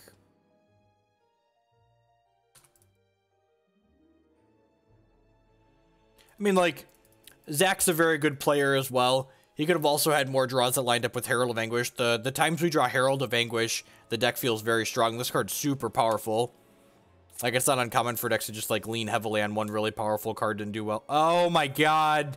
That's a Drowned Catacomb, not a fast land. Alright. Zach also probably knew what his Drowned Catacombs did. I should have played this on turn 1. I don't know why I thought that was a fast land. I was reading chat. Man, remember when I talked about this hand being the nuts, and then I, like, punted it?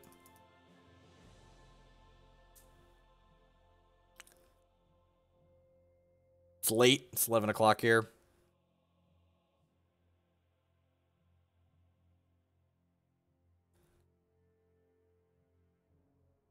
I'm not blaming chat. I'm blaming myself for being distracted.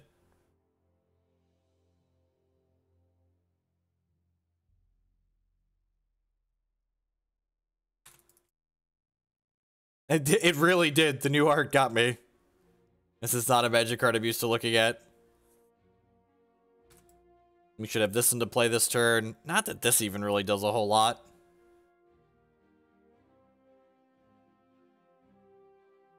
The comment earlier about our draft deck being really good when we curved this into this was, like, super accurate.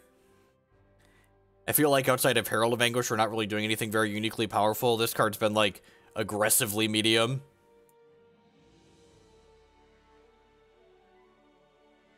The art on these is gorgeous, though. Yep. Like, they're playing a 4-5 for 5. I'm like, now I think I'm pretty obligated to, like, play this Prophetic Prism and try and hit a land drop.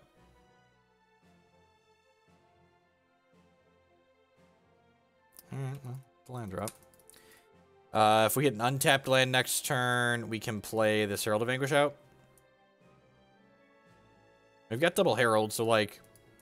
And again, like, if I hadn't punted my land sequencing here, we could have guaranteed play this next turn. We might just be too far behind the 8-ball now.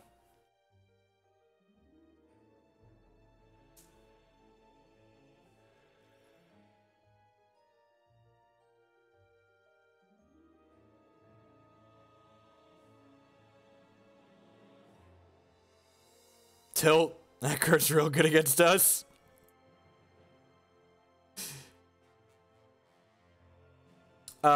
If you use the Prophetic Prism to filter a mana, you can't use it to improvise. So I need an untapped land. That is a tapped land. Need double black. Yep.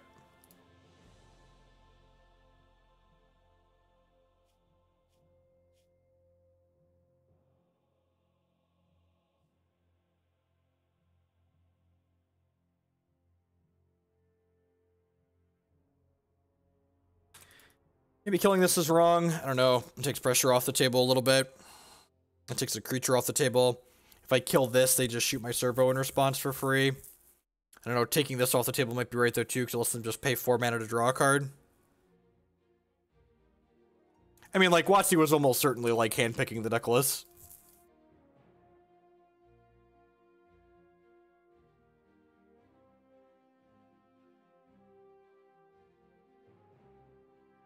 Ooh, ooh.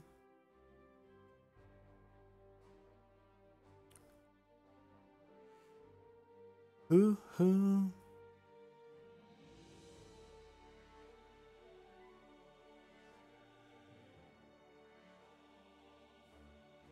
I wasn't gonna block anyways, so God bless.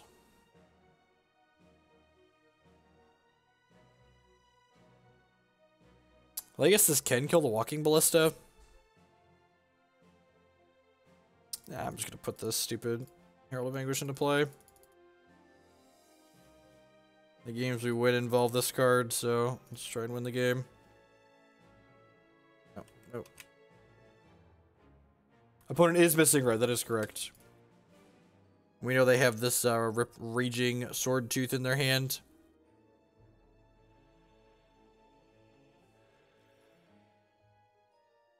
There's probably something to finding the best Herald of Anguish shell this season.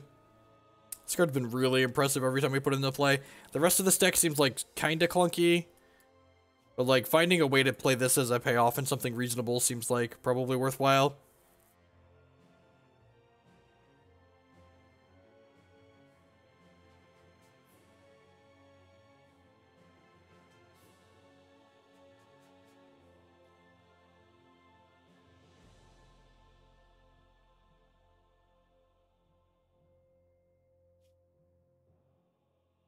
They're digging.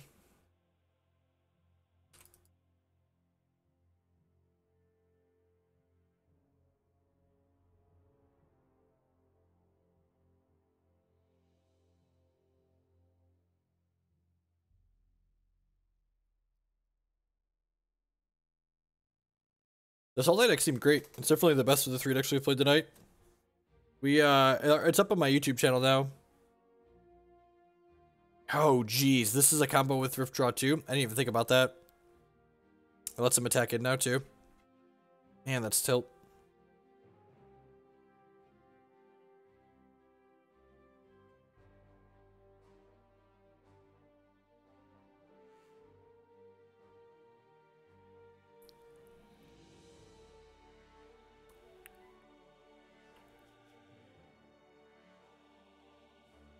Guess we're just playing another copy of this.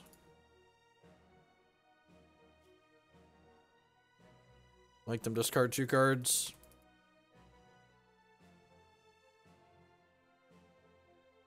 Not attacking, we need to trade these off probably. Like hopefully we can clean up after the fact with these 2 once these make them discard some cards to grind them down. Like, I think I'm pretty obligated to trade these two next turn.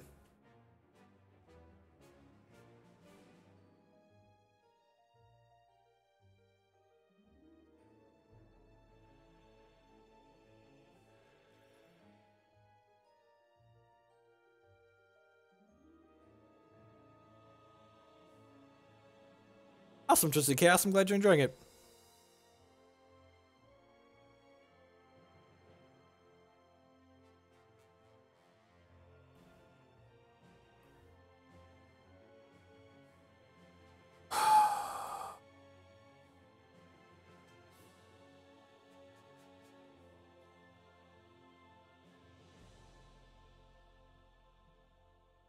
That's a good hit. We get to pump this now, and then all these trade. I think I'm supposed to do this here. I don't think I can just take a hit for 6 this turn. I'm gonna drop to 3 cards though, and like they have this Ruinous that we have to deal with now.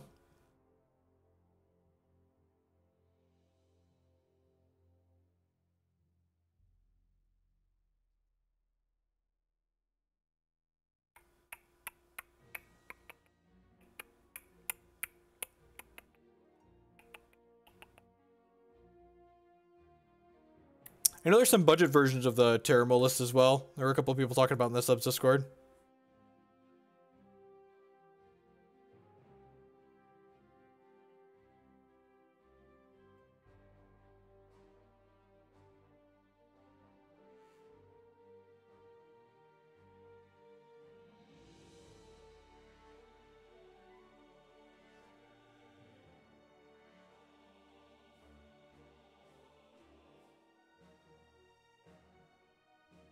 All right, so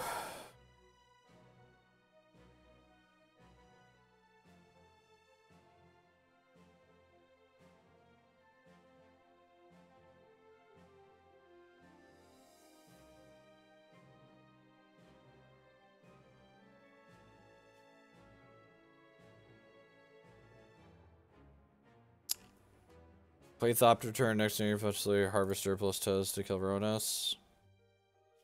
Yeah.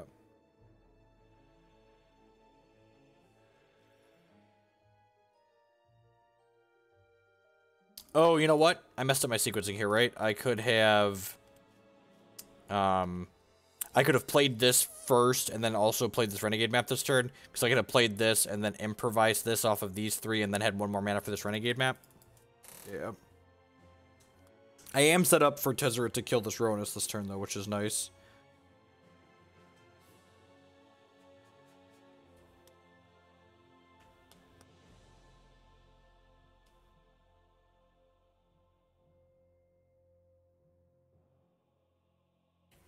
I'd probably run back the Ruby Diamond Ardent deck.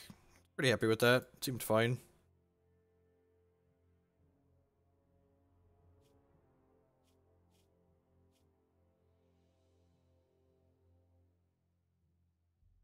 I didn't want to expose Tezzeret in play because I wanted to use it to kill the god. So this is a 3/3.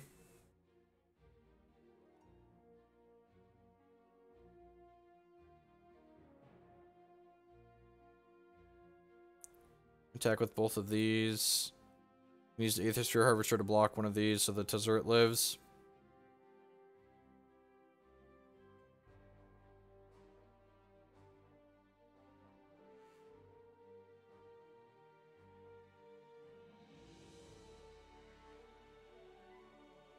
Playing another growth rates here, which basically impulses for a creature for them.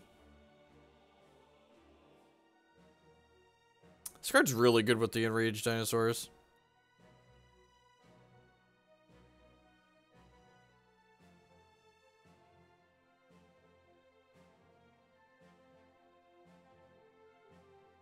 Yeah, I feel like Saffron Olive tweeted a deck list that seemed pretty sweet. It touched on like playing a few of the playable pirates like those in order to make like the, what is that?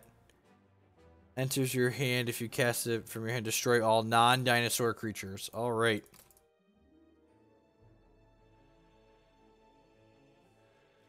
Hey, that saw play yesterday, right? And it wasn't particularly good.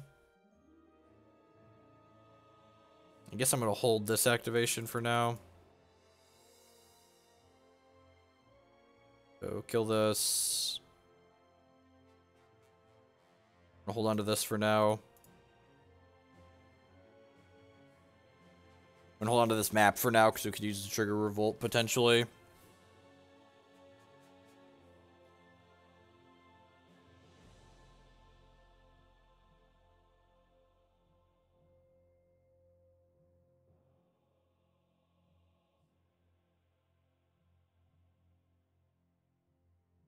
On a man, she's screwed.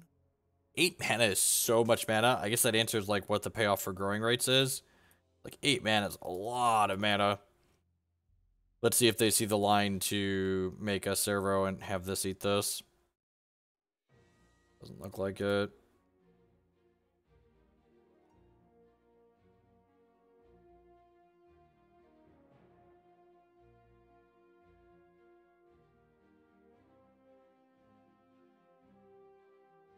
You could do it better than. You can do it better than them. Yeah, the fact that Hex's resources stub doesn't leave a bunch of stuff all over is definitely a huge boon. So Tezzeret's +1 also scries 1, which is nice when we have a Contraband Kingpin in play.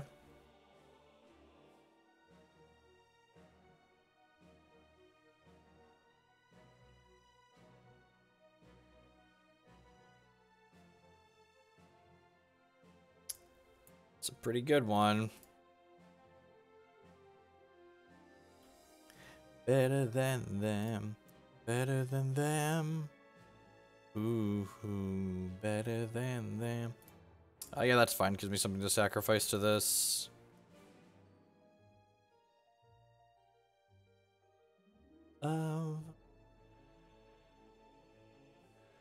Righteous Outlaw.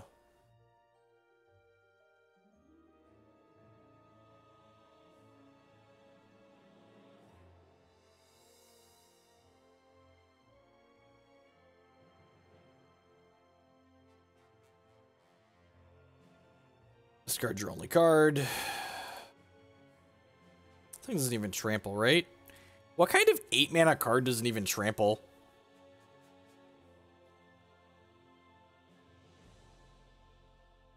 I mean, they need a game log, Deveron, is basically what needs to happen. The fact that there's no game log is super annoying.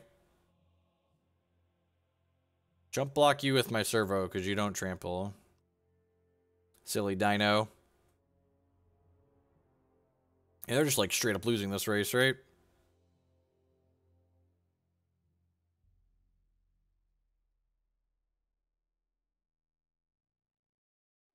Yeah, that's fine.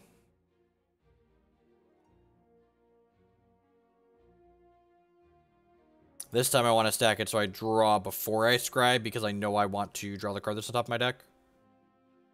Bottom of Spirebluff Canal. Look at me, 2 scries.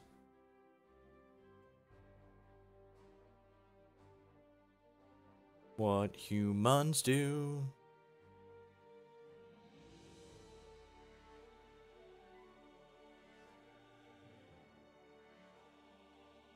Looks like we're gonna get this game. Yeah, that one's great. Like I said, the games where you draw the heralds feel really good. Card's super powerful.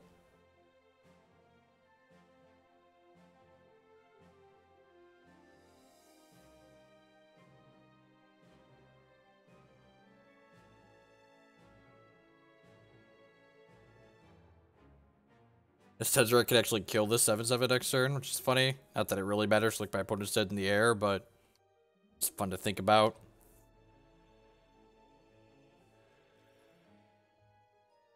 I mean, the results so far imply that energy is pushed far more than dinosaurs.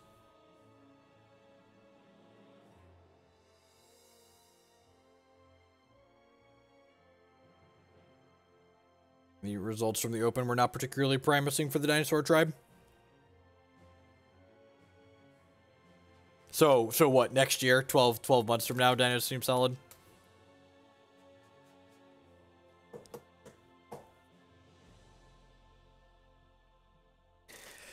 I think that's forever from now.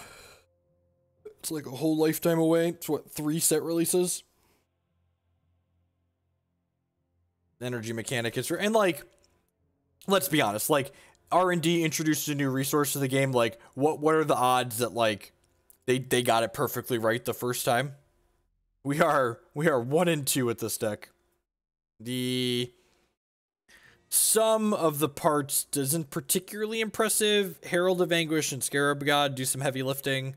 The rest of the cards are kind of mediocre.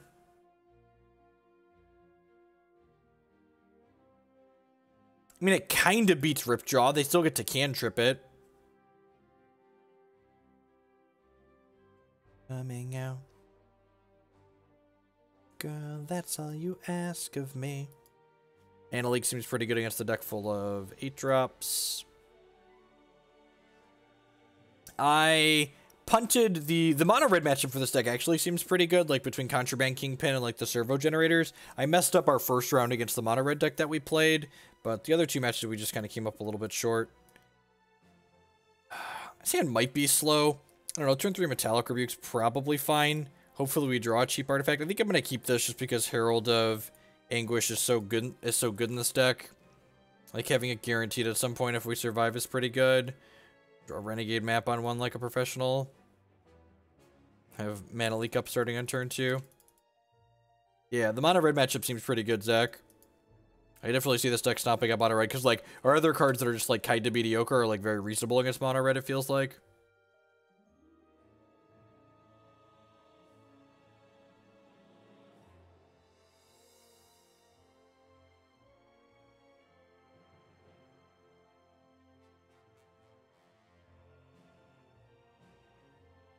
I definitely feel like there's a payoff to be found in fighting the best Herald of Anguish deck. That might be an angle we work at brewing on stream.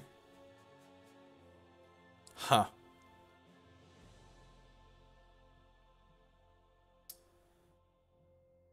I think with that draw, I'm just gonna pass. I was gonna play this, but with drawing a 4th line, I think I'm just gonna cycle this. Yeah, a lot of the cards in here, like in terms of power level, are pretty mediocre outside of Herald.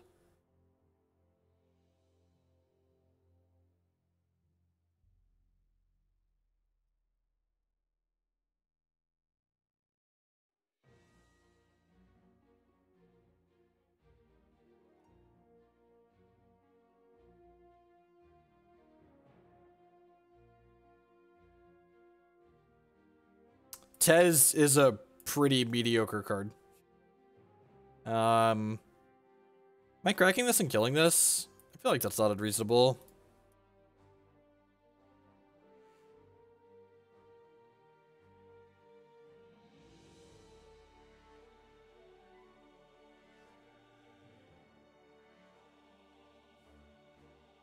I think I'm just passing with Metallic Rebuke up here again. Well, I guess if I play Tezzeret, I could Herald of Anguish the following turn. Tezzeret's pretty terrible against the... I guess it's even fine against that one. Yeah, I'm just going to go ahead and jam the Tezzeret so I can Herald of Anguish next turn. This deck seems very good against the mono red deck.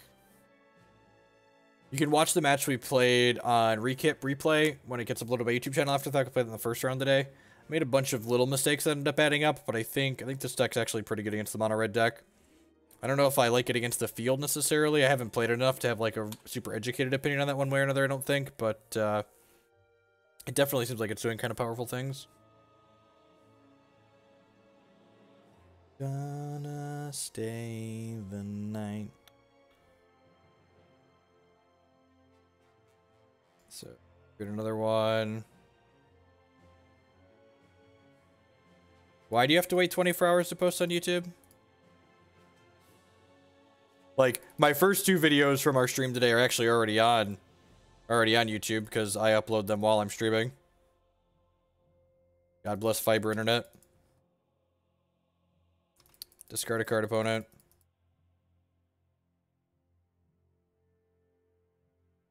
I cash this league yet. Rams expertise, okay.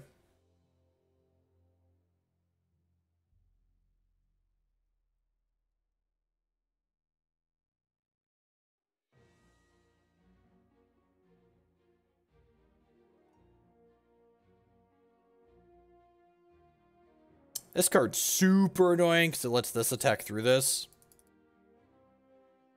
Thankfully, this can't kill the Tezzeret this turn, so that's nice. So the Tezzeret's just gonna go to 1 here.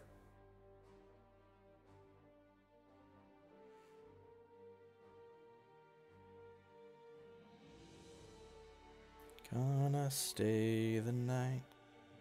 Alright, sweet. They played a land. I'm going to go ahead and do this.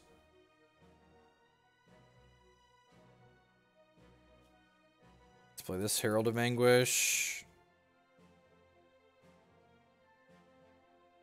Make my opponent discard down to 1 card in hand. Play this Canal. Play this Map. My opponent wants to ship all of these into Tezzeret.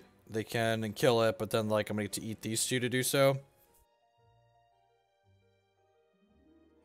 Might win this bat game on the back of busted 5/5 flyers.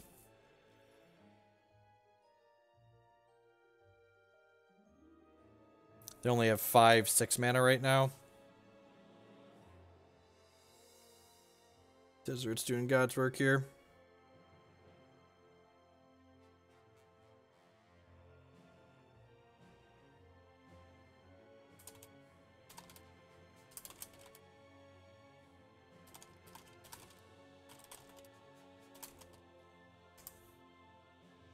You passed on holding up a -2/-2.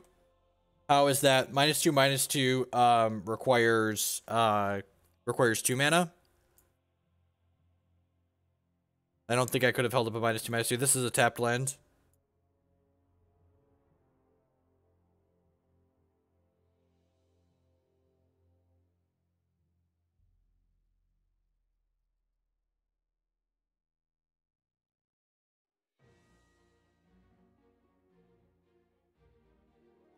Walking Ballista.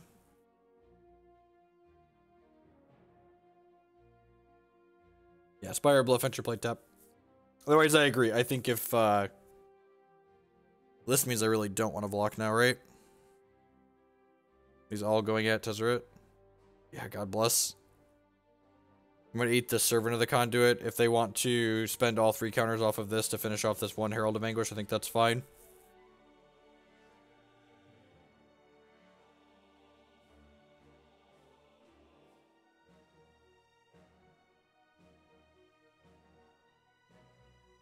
Yeah, I agree. Rip Draw's been a lot of good value for the opponent.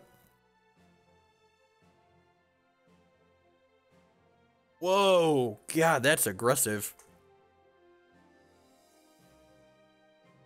Wow, they are treating these 2 for my Herald of Anguish. Deal. Okay. Huh. Definitely playing that. I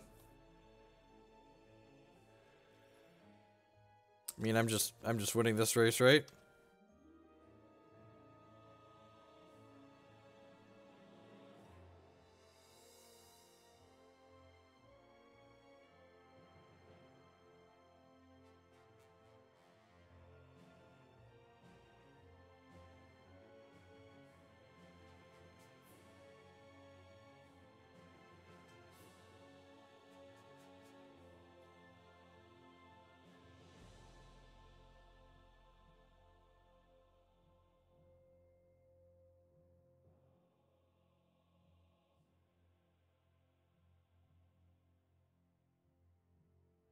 Yeah, that block might have been wrong. I agree, Harlan.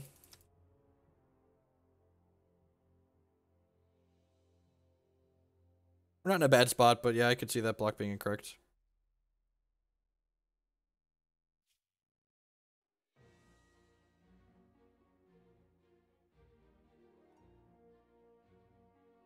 No, I'm dead in 2 and they're dead in 3. Yeah, that block was probably super incorrect. Just like let Tezzeret die, crack them. No! No! No! Oh, fucking Magic Online!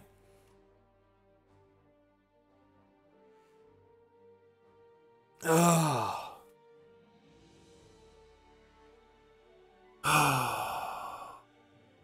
Alright, well, I mean, I guess we move on.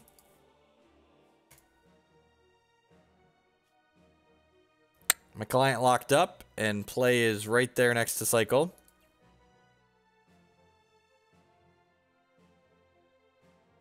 On Hex, when a card has two modes like that and you click on it, it puts a big prompt up here for you, and then it puts the options on really, really far apart, so it's hard to click on them incorrectly, because that makes sense.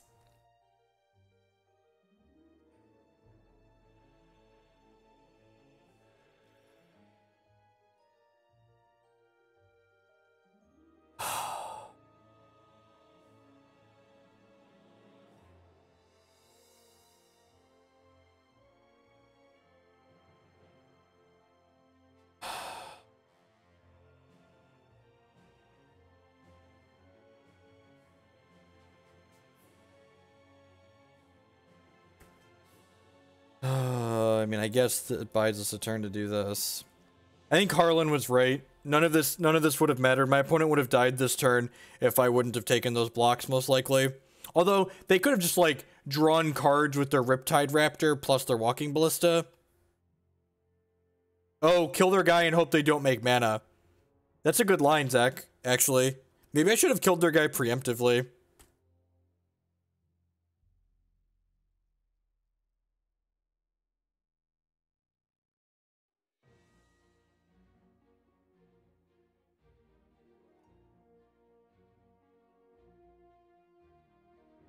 That's kind of a sad end of the night. The deck was kind of sweet.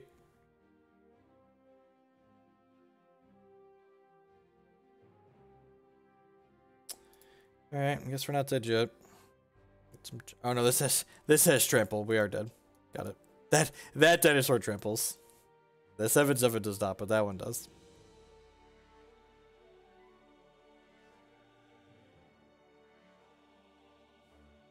If Cycle worked, we would have had double rebuke. Yep. Yep. Yes, we would have. Well, kind of a sad end of the night with Zach's Sweet Brew. So congrats to Zach. He won the Standard Classic in Dallas with this deck list, or one card off this deck list. He had one less Contraband Kingpin, one more Pia Nalaar, and that was a swap that we made at his recommendation. And remember, if you enjoyed the stream, to make sure to follow on Twitch and give me a subscribe if you are really enjoying what you see. My YouTube channel is linked down below. The first two archives, what we streamed tonight, are uploaded there now, and they're ready for your viewing pleasure, and this one will get uploaded shortly. I will catch you all around later. If you're just here for the Magic action, I'll be back again with Tuesday morning with some more Magic the Gathering, probably playing some more new Standard as we try and find decks that I like and want to tune a little bit. I think we might try and work on Grixis control a little bit more. Someone top forward the Classic with the Grixis control deck that we worked on last week to a 5 out of league. So, anyway, it all seems kind of sweet. Standard format is fun to work in at the very least, which is, you know, a nice change of pace.